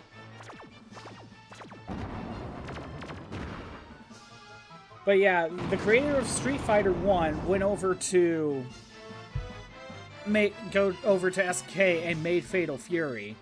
So honestly, Fatal Fury 1 is more of a direct sequel to Street Fighter 1 than Street Fighter 2 is. Things are going good, Sydney. We're just kind of talking, I guess. Because you're not missing much. What you're seeing on screen is all I've been doing, basically. Just turning enemies into toads. So you're not missing much.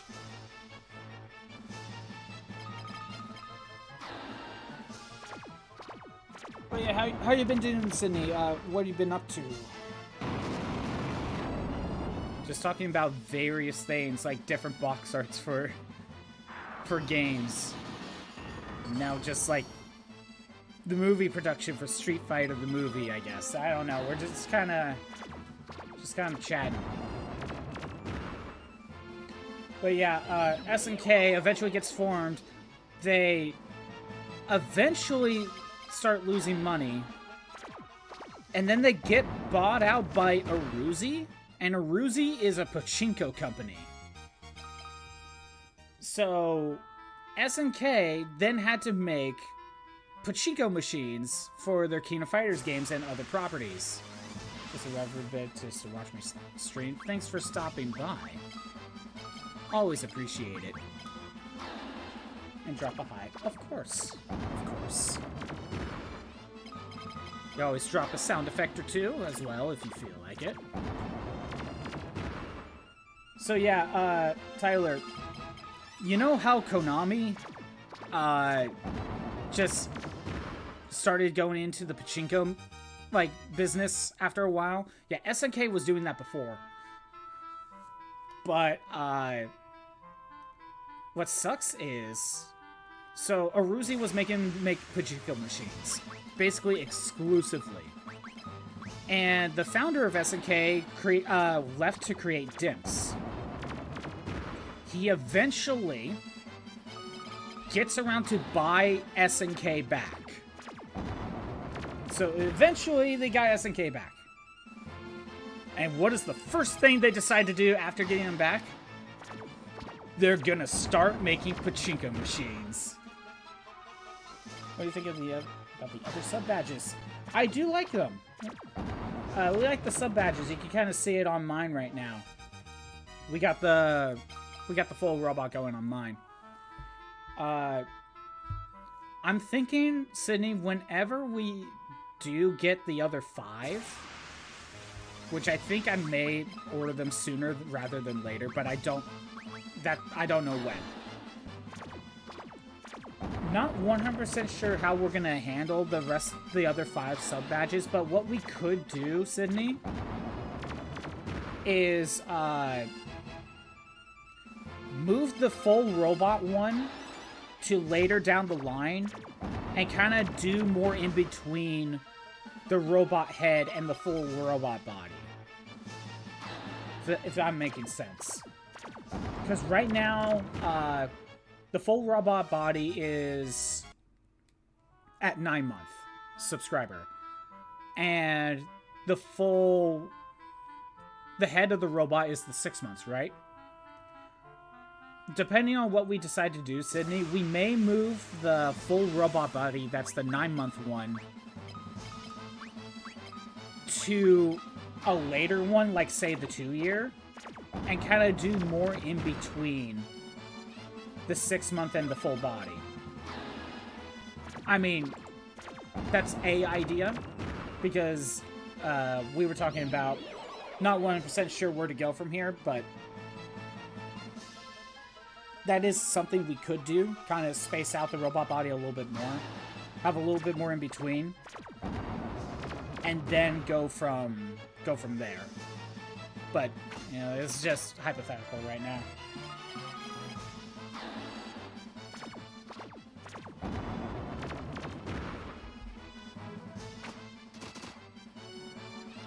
To be honest, when it comes to getting art from the channel, from Pachinko to Pachinko, life is weird sometimes. Yeah, and they specifically bought the franchise back just to do more Pachinko. Oh my god. I know, it's dumb. It's really dumb. But yeah, maybe sounds something cool to talk about. Yeah, we'll obviously talk about it more. But when it comes to art stuff, to be honest, I'm trying to think of what would be next. I think when it comes to art stuff, I think we'll do another 5 sub badges. Kind of just get that done. After that, though, like,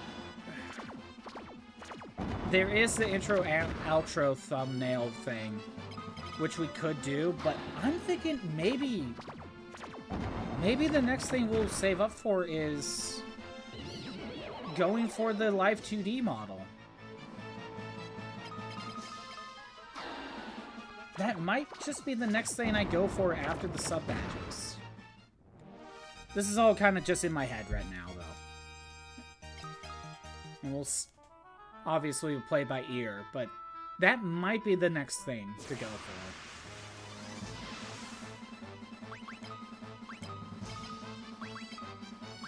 And Sydney, with the live 2D model, would you be able to just use the current PNG as a base?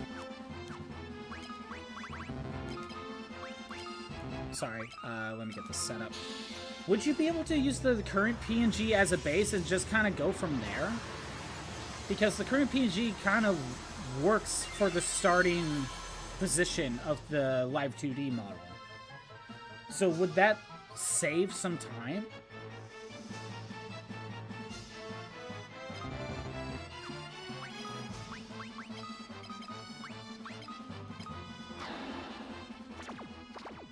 But I'm thinking that maybe after the sub badges, we may do the actual live 2D model. Try to get something rigged.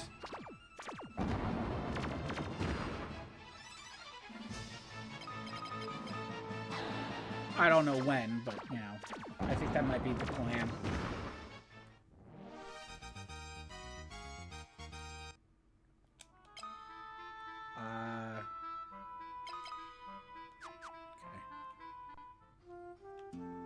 Got one more level for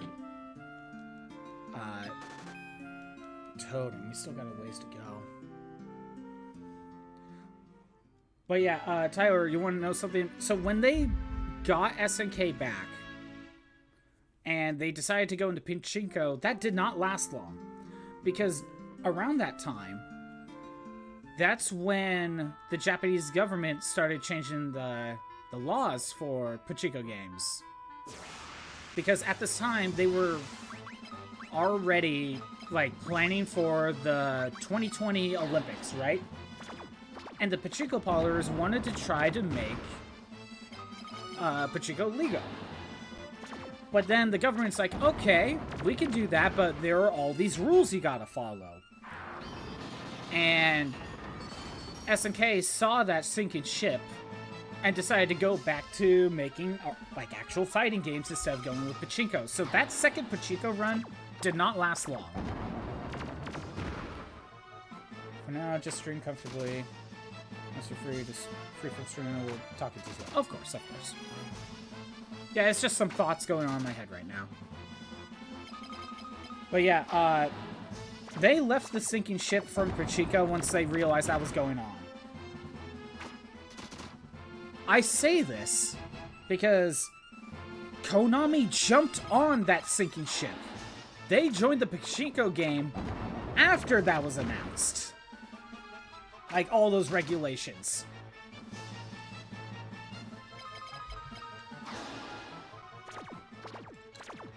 So I think Konami's even, you know, even more stupid for it. And they still, like, I think they're still doing the Pachinko stuff.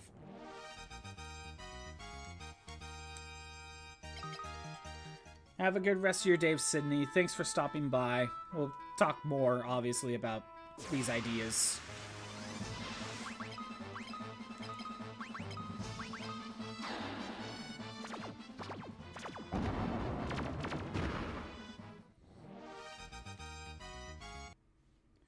Also sounds about right. It is Konami after all. Exactly. But, yeah, SNK, when they made their Pachinko games, there was some continuity in those games. Like, when they made the Fatal Fury Pachinko game, it continued the plot. Like, it continued the plot where Geese Howard is back running, like, a new business or something. And, of course, he's running it through, like a gambling ring or something. Like, I forget the details, but it's like Terry is trying to infiltrate this casino to try to get to Geese Howard. And it's like this whole new plot that continues the main continuity. It's like, what? To understand what's going on, you need to play the Pachinko game. And I think SNK might have... No, not SNK. Fatal... King of Fighters. God. Did a few of that, maybe? I know there's a King of Fighters bit where they introduced a new, like, for lack of a better term, female Terry character for the Pachinko game. She's not actually a female Terry. It's not like a gender, they Rule 63 Terry Bogard. They didn't do that. That was a different game. No, this character is like a super fan of Terry, where she just eventually they added her into King of Fighters 14, and she's just a super fan of Terry Bogard, where she just kind of watched him do all of his moves, and then she's just kind of recreating all of those for her fighting style. If that sounds familiar, I think that was kind of like Dan Hibiki in Street Fighter. Real Fairy to Fury fans know the lore of the Pachinko machine. I know, right? But in King of Fighters 14, there's a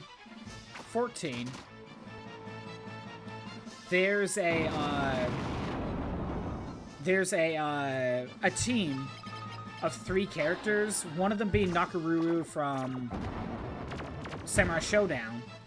And there are 2 other characters. I forget their names. But one of them is a Sky Pirate. A female Sky Pirate.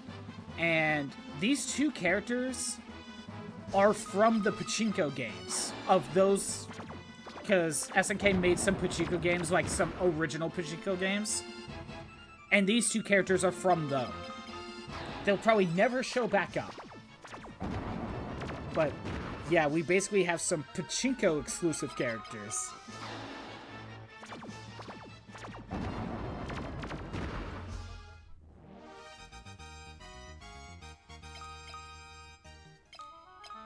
Where are we at? Okay.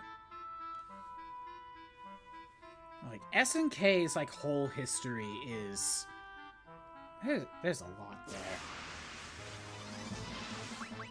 SNK's entire history is a roller coaster. To say the least.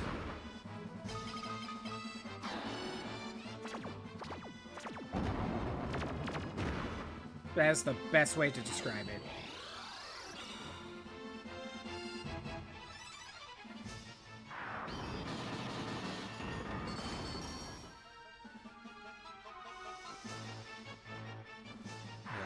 Konami jumping up on the Pachinko game after the fact. It's like, that's how you know they're a shitty company. SNK history has some of the most wild you ever seen for a major gaming company. I think they are probably the most wildest company when it comes to their history. The next one would probably just be Sega. I think it's like SNK would be probably top of the list, and then it's Sega, most likely. I think that's the order right there. Sega's definitely up there, yep. But one thing I should mention about the whole SNK stuff, at least at the time of when that video was made, which was like 3 years ago, I believe. SNK Playmore was bought out by a company in, like, Saudi Arabia, and the owner of that company done a lot of terrible things. Like taking American journalists and executing them type of terrible. Among other things. So currently, that's who owns SNK Playmore. Yeah, it's kind of a downer note, but that's kind of a big deal to know about. Again, it's kind of briefly covered in that video, but that was at the time of when that video was made. That was kind of a new thing. It's like, the reason why they bought them was to get more game development in Saudi Arabia.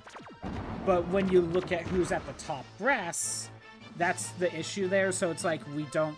Yeah, it's hard to tell. It's a weird gray area on that one. I know I'm not really describing it that well, but... Yeah, that's something you should definitely look into, though, in terms of just seeing if you even want to get, like, King of Fire stuff. Yeah, it is quite an escalation. So, like, they get out the Pachinko stuff, they make King of Fighters 13, maybe even 14, I forget. And then they get bought out by this company in Saudi Arabia. Yeah, it's, again,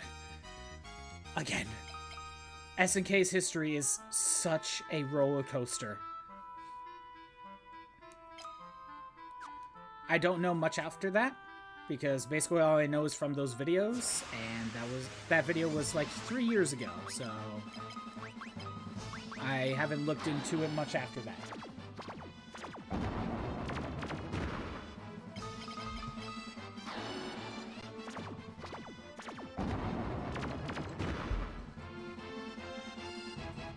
Yeah, again, adding to the roller coaster that is SNK.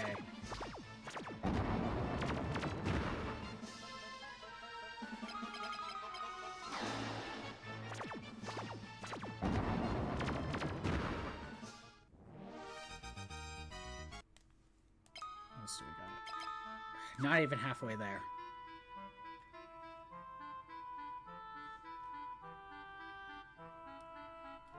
I'm trying to think of anything else about SNK right now, but nothing's coming to mind.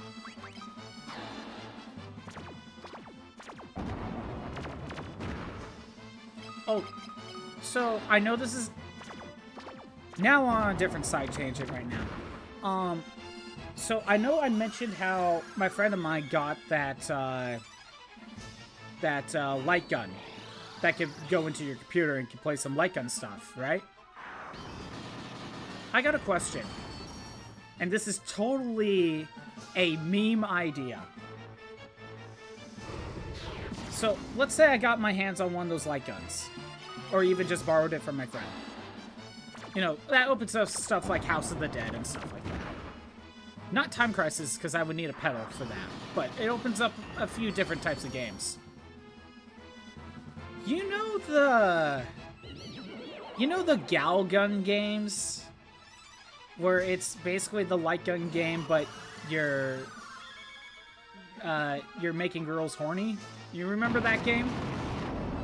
Is that game controlled by the mouse if you play on Steam? Because that'd be kind of funny. That would be kind of funny to play with the light gun. I know, completely different conversation altogether. That's kind of this entire stream. But it made me think about it, like, the other day. Like, oh, that'd be funny. That would just straight up be funny.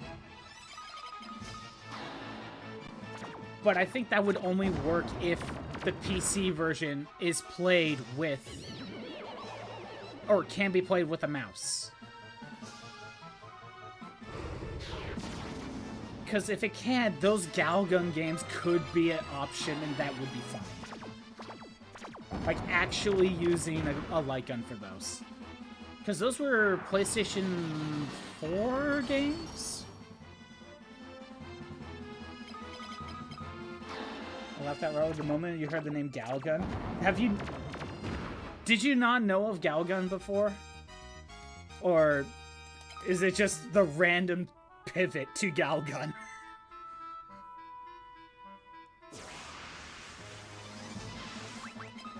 Is it the random pivot, or is it the first time you're actually hearing of Gal Gun? Either way, it's just such a weird tangent. It was the random pivot. Yeah, okay. I told you it was gonna be a random pivot. Because I don't know why, like, my friend got the light gun thing. I played Time Crisis at the arcade, so light gun was kind of on the mind. At some point in between these days, Gal Gun got mentioned. I'm like, wait a minute. Could Gal Gun be played with the light gun accessory? I need to know. Because if you can, that'd be funny. I need to know. Although, I think Twitch hates that game.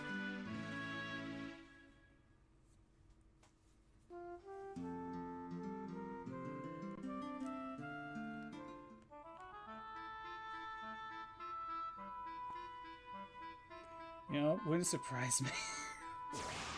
I mean, it's like, it's kind of made with the light to be basically a light gun game. It's just, PS4 didn't really have light gun. Okay, now I have to know, because I'm pretty sure it's on Steam. Checking my laptop right now. I told you, it was a random pivot. Oh my god, and they're pretty cheap, too. I just need to know controllers. That's all I need to know. No, like, can it be used with keyboard? Or mouse and keyboard?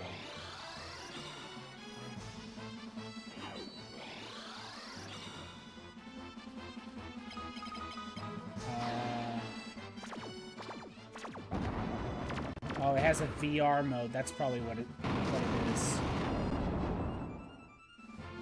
Maybe I need to actually just look up. Look it up on the internet.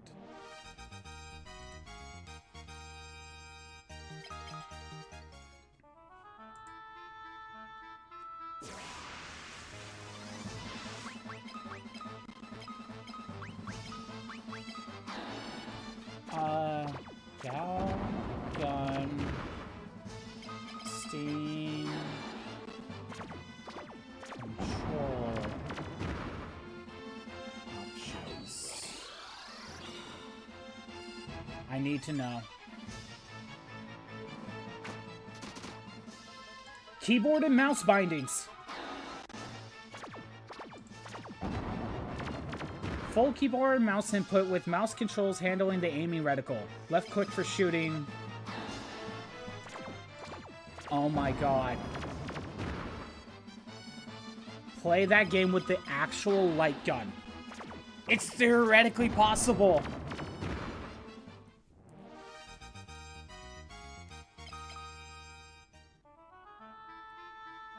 If I get one of those light guns, you know I have to make that as a stream option just for the shits and giggles.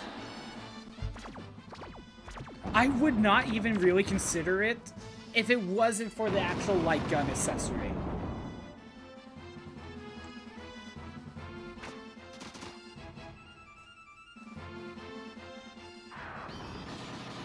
I guess the other question is, could my computer handle it? That would be the real question then. If it can be done. But it's theoretically possible. And there's a part of me that really wants to do that.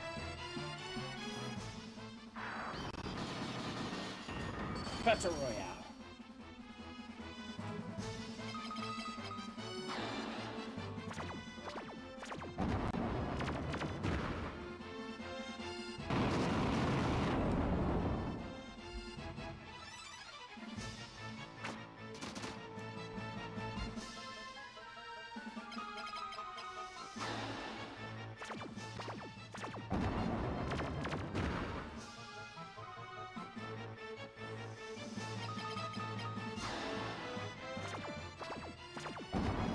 Letting the ad play out right now. I have a feeling we're not going to Dissidia today. Leveling up Toad is taking a lot longer than I thought it would. And this is, you know, it's taking a lot longer than I thought it would. I thought it wouldn't take this long. Not even counting the rhythm game interruption right at the very beginning.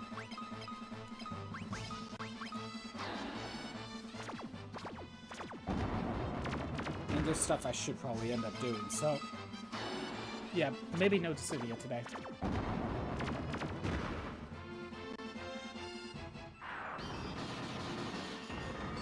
I think the ad break is done. Yeah, I was just saying that I don't think we're going to begin into Dissidia today. Because leveling up Toad is taking a lot longer than I thought it would. So... I hope you like the Toad level grinding stream. But hey, this is the type of stream that's the best for random conversations about random things.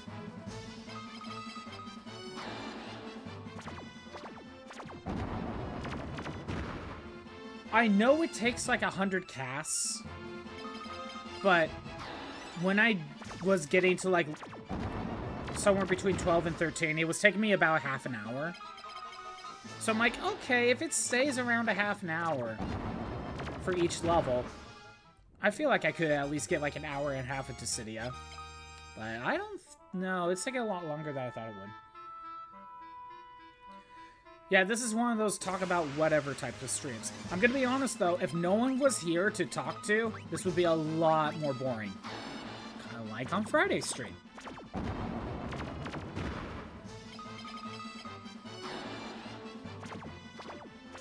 And I'll say this, the random pivots in conversation, I'm just gonna say, this is how, like, conversations with me and my friends end up happening. We talk about random things and random pivots, and we're just kind of like, later on, after like an hour or two, we're like, how the hell did we get to this conversation? Then you gotta follow the weird string of thought process to get to it. This is just how it kind of ends up. I'm not joking.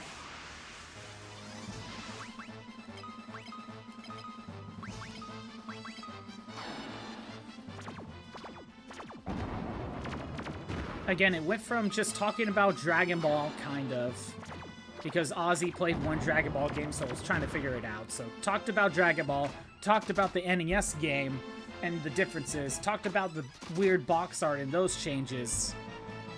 And it kind of... The stream of, like, how we got here is very loose.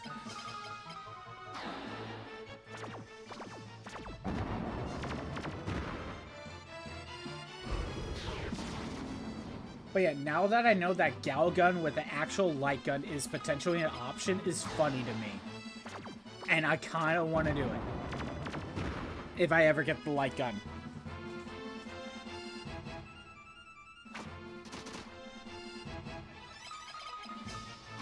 But, yeah, SNK, just a lot of roller coasters. Again, I think it's number 1. Sega, you know... Sega's number 2, because they did... The Sega Genesis did so well. Then they did the Sega CD, 32X, weird add-ons. The Sega Saturn came out, and that was the Sega Saturn. That was their low point. And then they made the Dreamcast, which is another high point. It just wasn't as high as they needed it to be, because it just didn't sell well. And then they died. And then Sega died as a console manufacturer. But if you continue the Sega roller coaster after that, well, look at all of, like, the time crunches they give to Sonic, you know what I mean? You know, the Sega story keeps going. But as a console manufacturer, they died.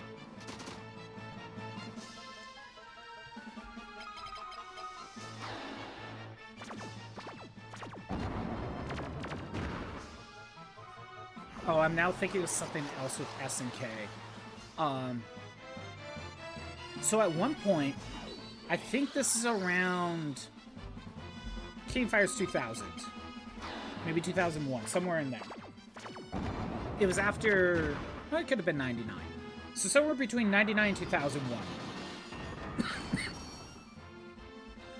They had a Mexican studio over at some point. I forget the details. I think they were kind of... The Mexican team was kind of learning under them or something.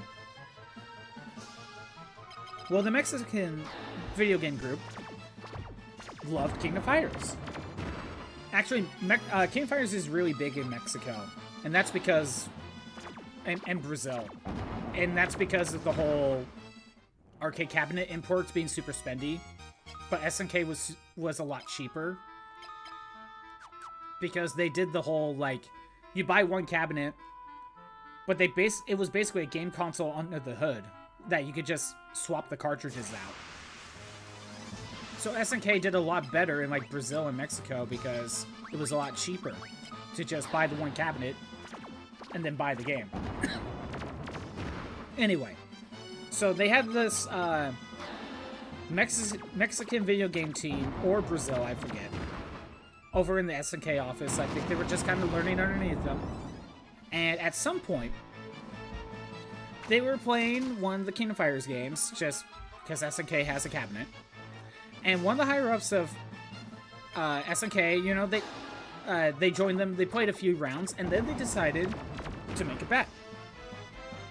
Okay, the bet was, we take our 3 best players, you take your 3 best players. If you win, you know, SNK to the other group, if you win, you get to have a character appear in an SNK game. If we win, you have to put a character of our choice into one of your games, and you owe us $5,000. The Mexican team won, and that's how we got Angel, who is a busty Mexican wrestler. Or female wrestler. Yeah. Do I need to pull up Angel? I think I need to pull up Angel. SNK lost a bet.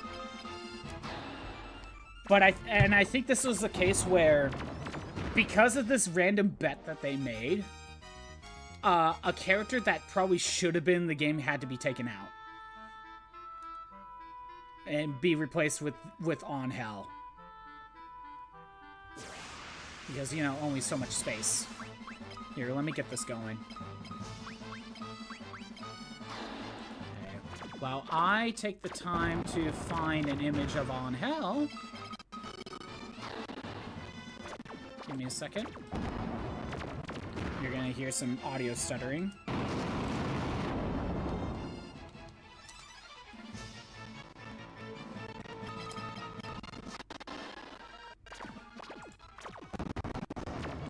Okay. So, this is what she looks like in Kingdom Fighters 15. There's Angel. They won the bet, and then created this this wrestler for SNK. Right. You're putting... She is going into SNK, and now she's going to be a mainstay. Oh, Toad's done.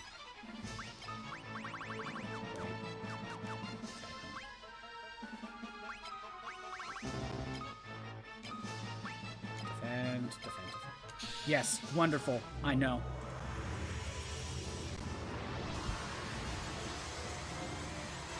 Again, it's a funny moment. Nothing too serious, but it's a funny moment. And Toad.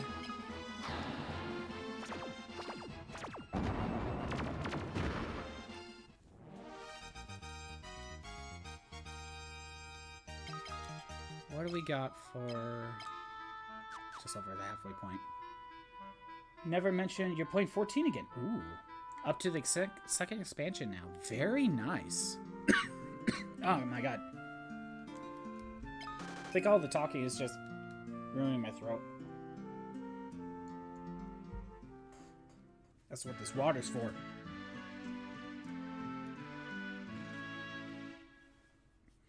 I did mention that I've been really considering that after Monster Hunter of playing 14 on for the stream. At least the free version. I've been considering it.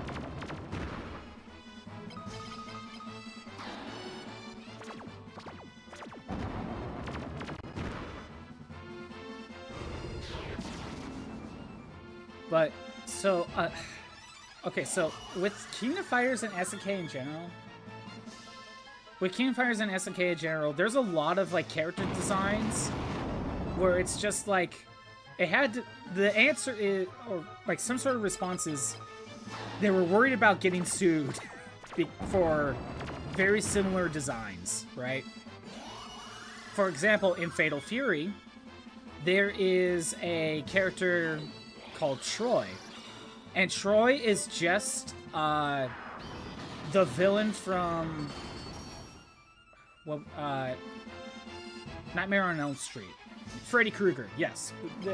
It's basically just Freddy Krueger, but very short. So there's a lot of, like, that is, like, how did you not get sued type of designs, right? So, so that was already for Fatal Fury. Actually, wait, was it for Fatal Fury or King? No, it was King of Fighters.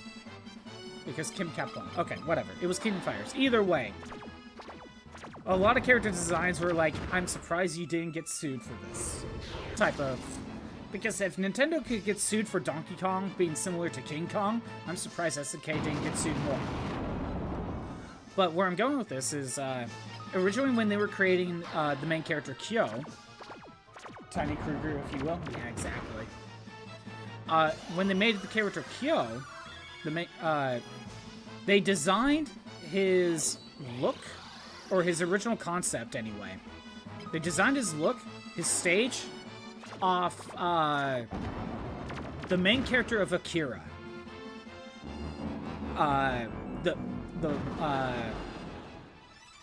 The good guy. I forget his name. God, it's been a while since I've seen that, so I forget the names.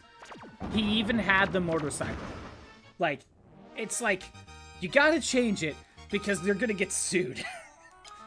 So, originally that was his original character design, right? They kind of kept some elements here and there, but they redid the design. Well, in the later games, somewhere in 1999, 2000 games, they added a new character. This character is a clone of Kyo. Specifically, the 9,999th clone of Kyo. Bunch of failed attempts all around. This character is the other main character of Akira. You know, what is it, the Tetsuo? The one with the weird Cronenberg hand, with the psychic powers. He even does the Cronenberg hand with psychic powers move.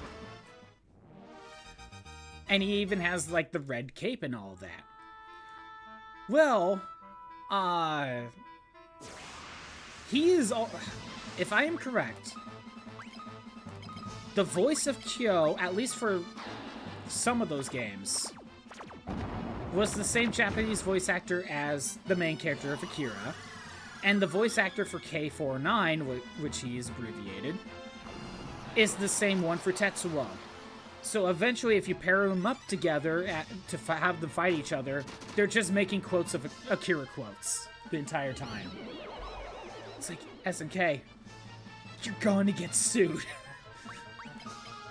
It's not even legally distinct versions of Tetsuo. It's just Tetsuo.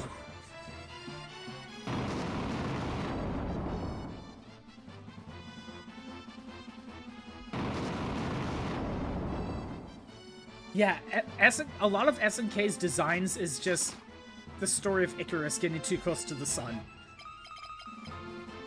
That's just a lot of their designs. There's probably more, but, you know, the Akira, the Freddy Krueger design for Troy.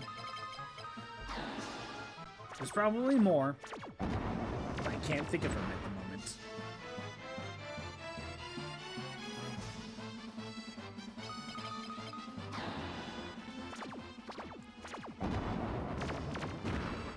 Oh, so the story of King of Fighters is kind of its own continuity. Even from... It's a crossover of Fatal Fury, Ikari Warriors, eventually Samurai Showdown. But there's also... Oh, Art of Fighting, right? But King of Fighters is basically its own continuity. Some things happen... Some things that the other games happen in the plot sometimes happens. It's, like, weird. Like, you kind of need to treat it as its own thing, right?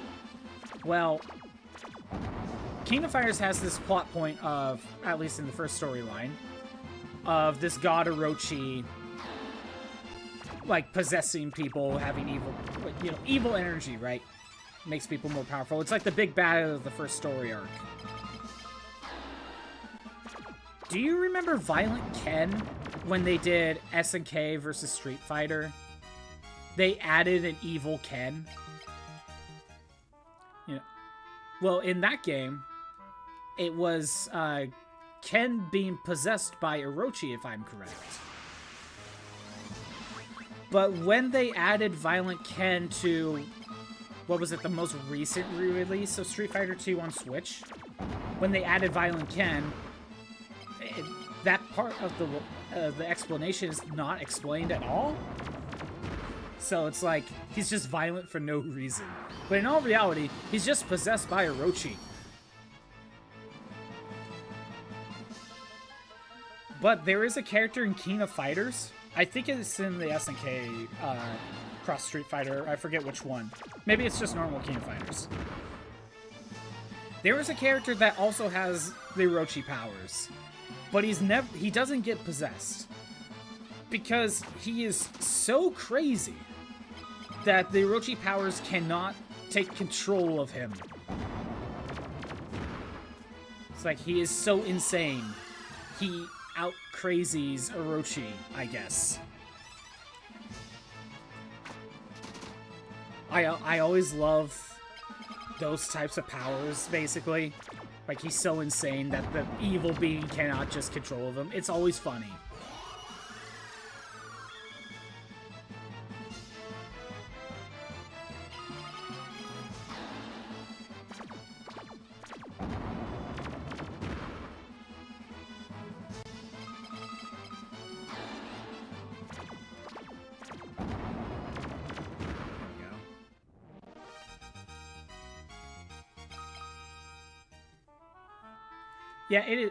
Yeah, I typically find those types of powers, or like possession types abilities not working, just always being funny because, oh, this person is just so crazy. Or, I mean, it's more funny when it's like, literally insanity is the reason why they are not getting possessed versus like the power of friendship or something.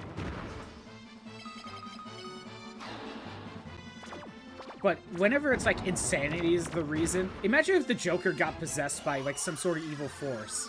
Like the no, imagine if like, I know DC and Marvel, but imagine if Venom from Marvel went to DC and tried to possess the Joker, but couldn't fully do it because the Joker is just that insane. That's kind of what we're talking about here. That's kind of the level of seriousness we're talking about here, I guess. Although Venom doesn't usually take full control, does he? Or at least the main one we know of. Maybe other ones do.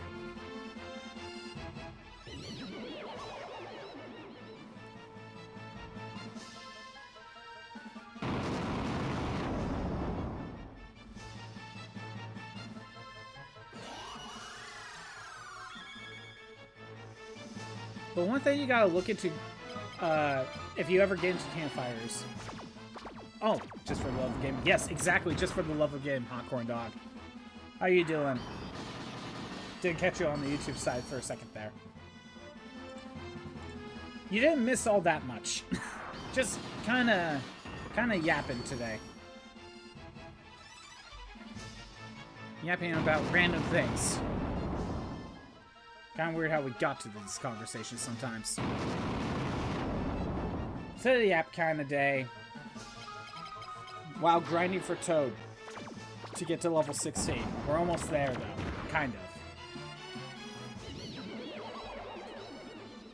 Yeah, you didn't really miss all that much, Hot Corn Dog. But how was your weekend? Do anything fun? I guess you got back into COD Mobile or something, right?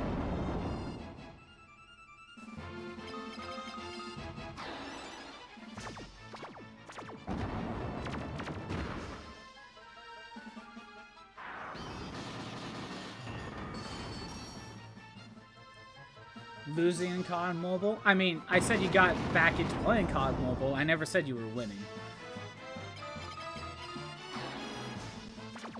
You just kind of have to hope that your other teammates can pick up the slack, right?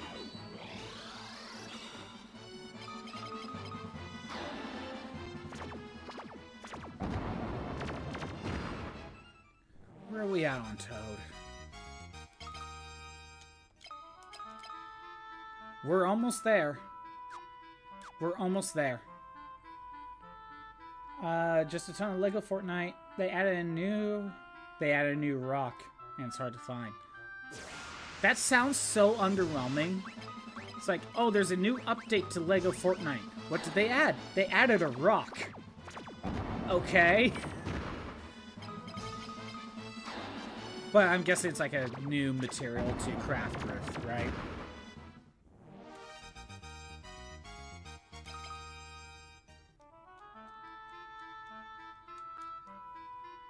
Yeah, speaking of 14, you were watching someone new play the game, stream it, and was reminded how different the voices were back in the base game. Wait, did they change the... Oh, are you talking about how the voice actors just did better over time? Like, it's the same actors, they just got better in the newer stuff. I think they're, like, adding something in Minecraft above Diamond. Right, I had a feeling. I had a feeling that was the case. It just sounded underwhelming. But I had a feeling that's what it was.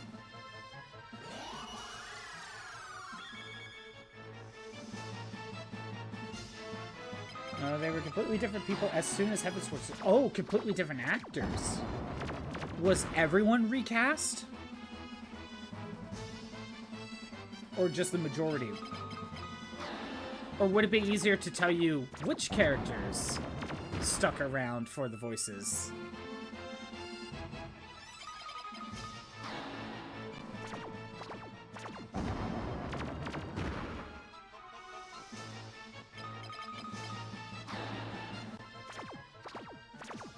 Pretty much everyone got recast, okay. So they were all better recasts, though? Were there some that were just kind of better off with the original voice?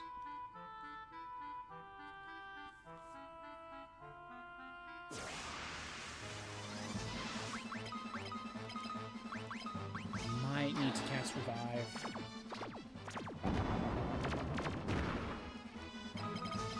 It's kind of interesting why they would recast literally everyone then. Was there some sort of writer's strike going on at the time? Or something? Or did they just do... They just did auditions for everyone. And just other people did it better. Because, like, even though Mike Pollock voices Eggman, like, all the time, if I'm correct, he has to constantly re-audition for Eggman. Every time.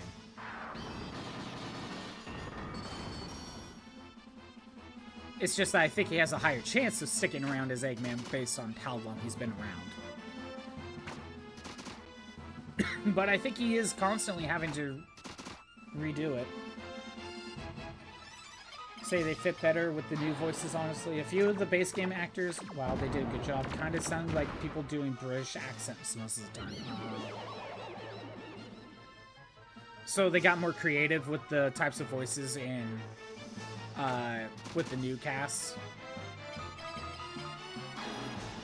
It's kind of hard to say for some cases like this if the new actor does a better job or if they just did a different take. Whereas the original actor, if they just did like a different accent, they could have done it just as good, if not better. It's kind of hard to tell sometimes.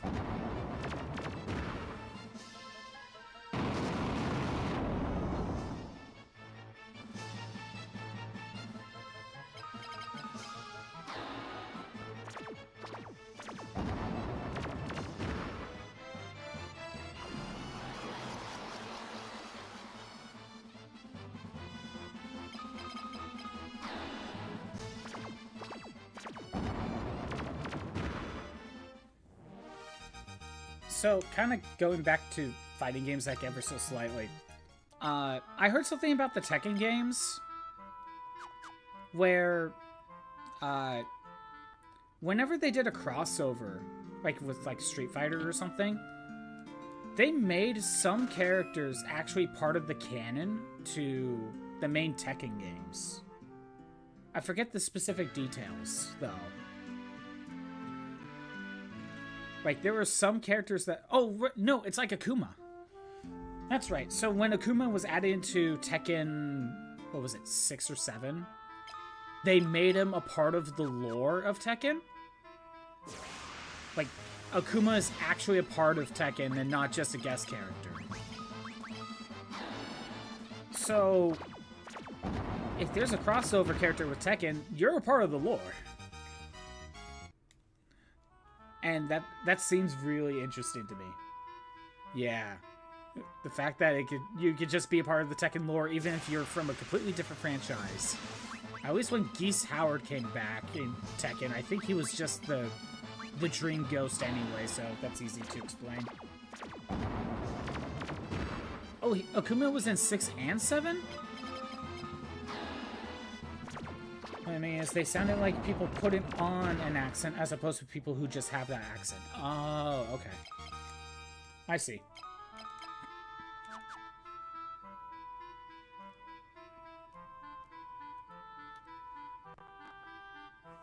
I get it.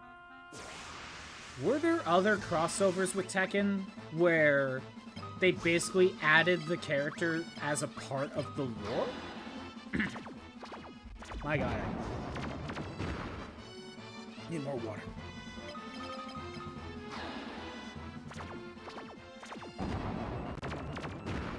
Get with the times, old man. Bring yourselves a fight. Yeah, I know.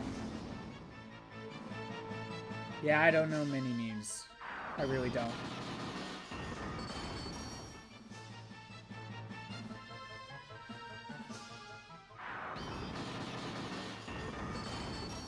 Oh, the 67 meme. Okay.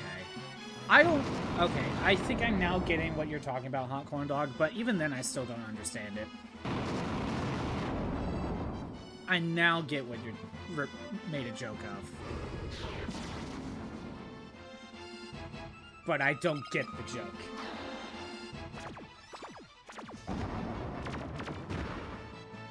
That's the thing, Hot Corn Dog. I was never a part of the times. I always feel separated from what everyone else is doing.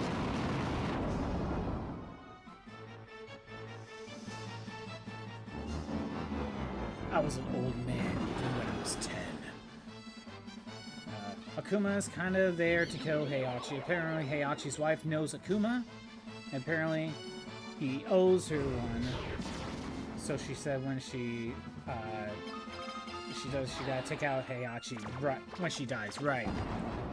I mean, it's kind of part of the lore, but that's the thing. Akuma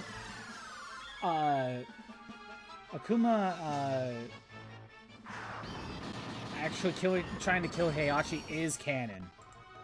You know, like, that's just part of the Tekken lore now. Let's get the Battle Royale going. And that's kind of what I'm getting at. Sure, it may be pretty simple, but that's part of Tekken lore now. You can't take out Akuma now. No, Akuma there is just really important, I guess.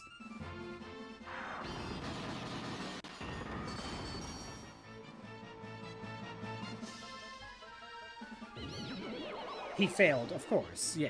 Because this is Heihachi. You know, we can't have Akuma kill Heihachi. But he tried, though.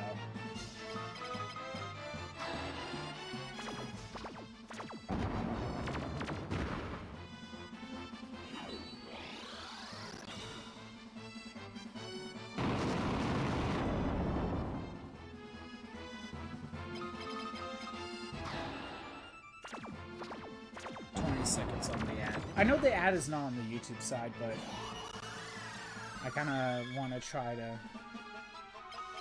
wait till the ad finishes before continuing conversations now. At least you're not missing anything on screen.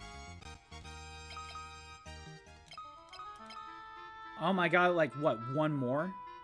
Chat, we're almost done. Like, I don't know. One more fight should do it. Maybe literally one more Toad spell.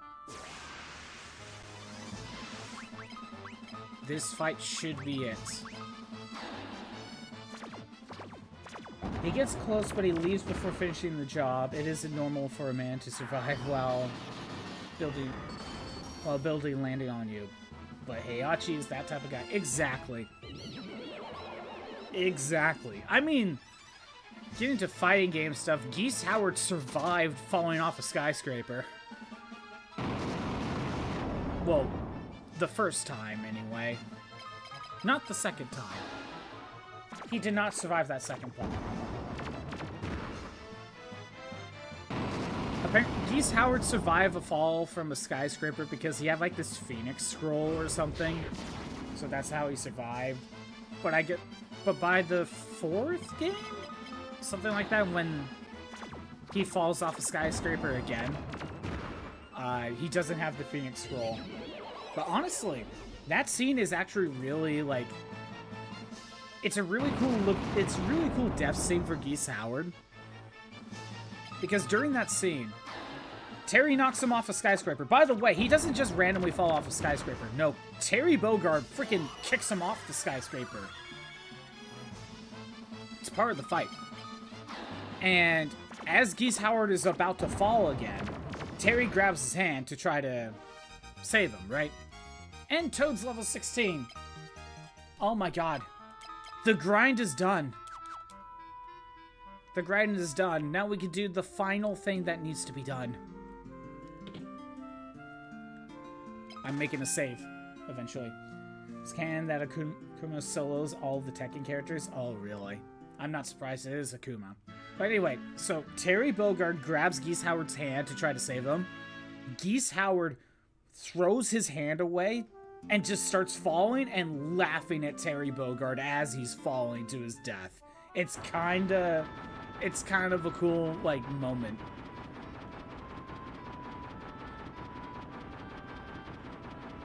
We got one thing left to do now.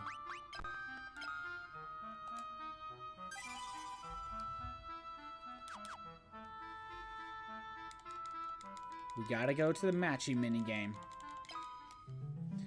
And like last time, I am gonna be taking pictures of the results of probably the first 5. But when you match Toad, it's all the portraits of the different characters as Toads. See, there's Layla. We got Minwoo. This is...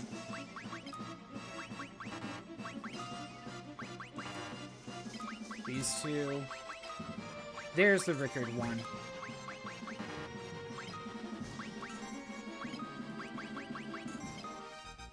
Got a conscious out. I did not take that picture. Oops. Okay, I'm gonna have to keep that in mind. And the music changed too.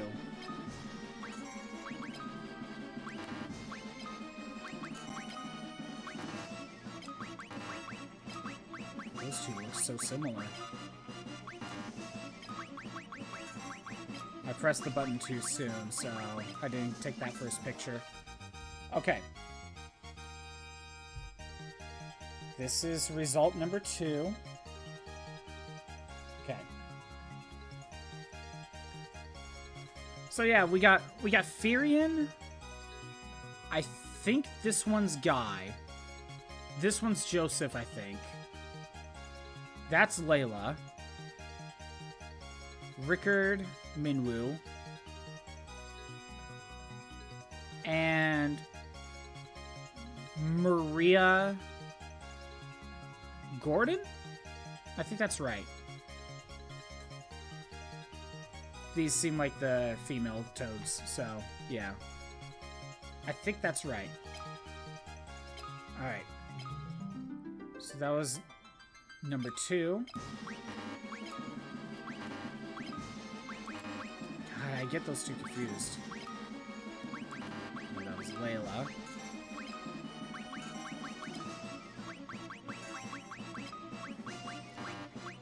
Firion was over here. Minwoo was up here. Again, this only happens when you get Toad to level 16. But the prizes changes.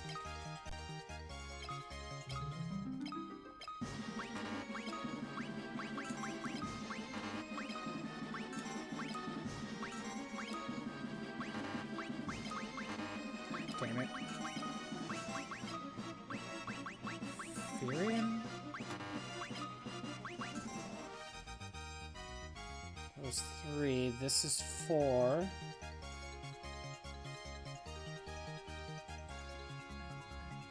I'm gonna do one more.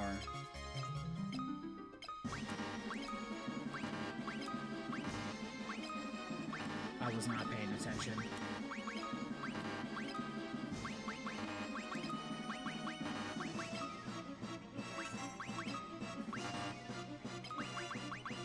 I don't know why I'm not really paying attention on this one.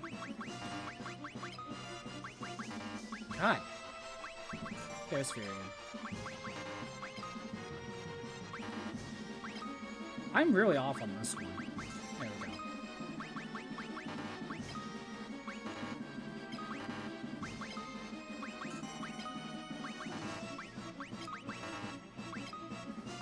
Wait, no.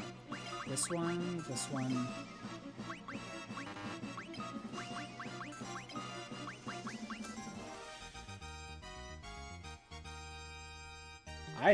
Oh my god.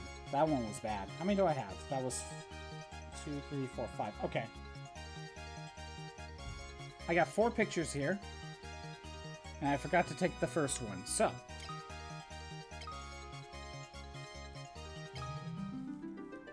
Six, 7, 8, 9, 10, 11, 12, 13, 14, 15, 16, 17, 18, 19, 20.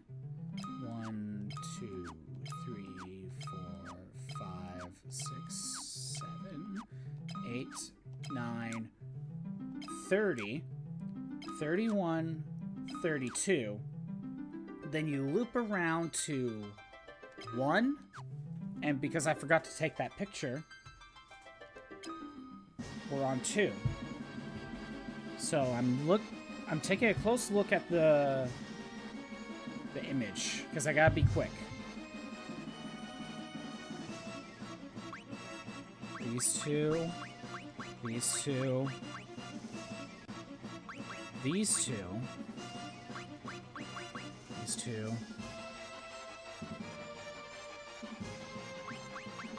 these two, these two, and okay, so here, here, here, and here, here, here, here.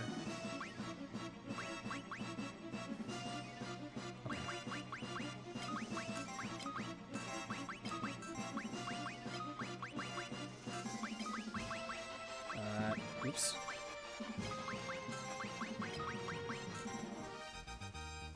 Okay, was that enough?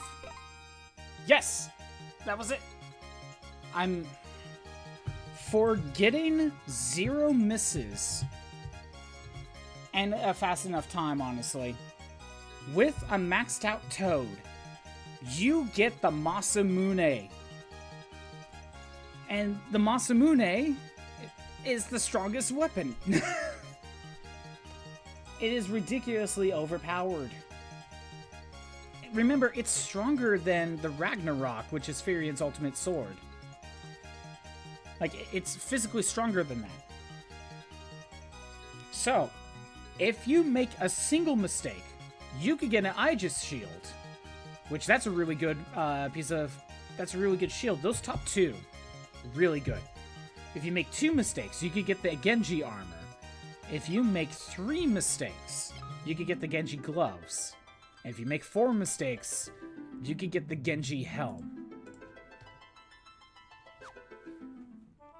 That extra Masamune, I mean, if I really wanted to, double Masamune. Gotta be the copper sword. Yeah, exactly. But 2 Masamunes, and you could just keep doing that. You could get as many Masamunes as you want. And Aegis shields. You could get as many of those as you want. Again, there's 256 different matching minigames. But they only pull 32 every time you go into that menu. So if you just take a picture of the first couple, and then just cycle through it, you could get as many of these as you want. So, what you could realistically do... Where am I? Okay, what you can realistically do... You start the game, you hang out around here, you get some levels, get some equipment. If you want to, you could do the double shield strat to build up your weapon level fast, right? Once you're comfortable enough, when you go to Finn to get Scott's ring, there are the soldiers in there that you could talk to and fight. They're really strong, but if you manage to beat them, there's a chance they can drop Toad. So you could get Toad from at this point on. And then obviously you gotta play a lot of the game. You have to go to Smet Falls. You have to get the Mithril. You have to go to Bofsk for a bit to see the airship. Then you go up here to Salamand and get... Well, you go back to Smet Falls very quick. But then you're able to do this. Once you get here, if you have Toad 16, which you could realistically do the grind, you could get everyone Masamune's, Aegis shields, Genji equipment if you want to go that route, and you can play the rest of the game with that. That is very simple to do. But that's it. That is Final Fantasy II. We spent 3 hours on the grind. Let me pull this up very quick. Refresh the page. 115 out of 115. Honestly, I thought the Toad grinding would be a little bit faster than that. But there is stuff I should do today, so no Dissidia today, which is fine. Thanks for everyone who showed up. I am doing these streams Monday through Friday at noon Pacific time. All the streams are on the YouTube side. All the old stuff is on the YouTube side. I need a better outro. I still need a better outro. I did a poll on Discord to figure out what I'm doing going forward. We have decided that next week, on Monday, the 29th, we're going to start the Doom playthroughs. 1 and 2, any extra campaigns that's in Doom 2, like Ultimate Doom or whatever is in there. Doom 64, Doom 3. We're going to start that next Monday. In the meantime, for 3 streams this week, I made another poll, and unless it changed, we're going to be playing Kirby's Adventure on the NES. I don't know how many streams that's going to take. Who knows? Maybe 1, maybe 2. I'm not sure yet. But we'll also do retro achievements with it as well. It's just a nice playthrough to kill time with, basically. I still should be doing Monster Hunter this week. But the plan is Kirby's Adventure for a couple streams this week. And next week, we're going to start the Doom playthroughs. Have a good day. Later. I got some stuff.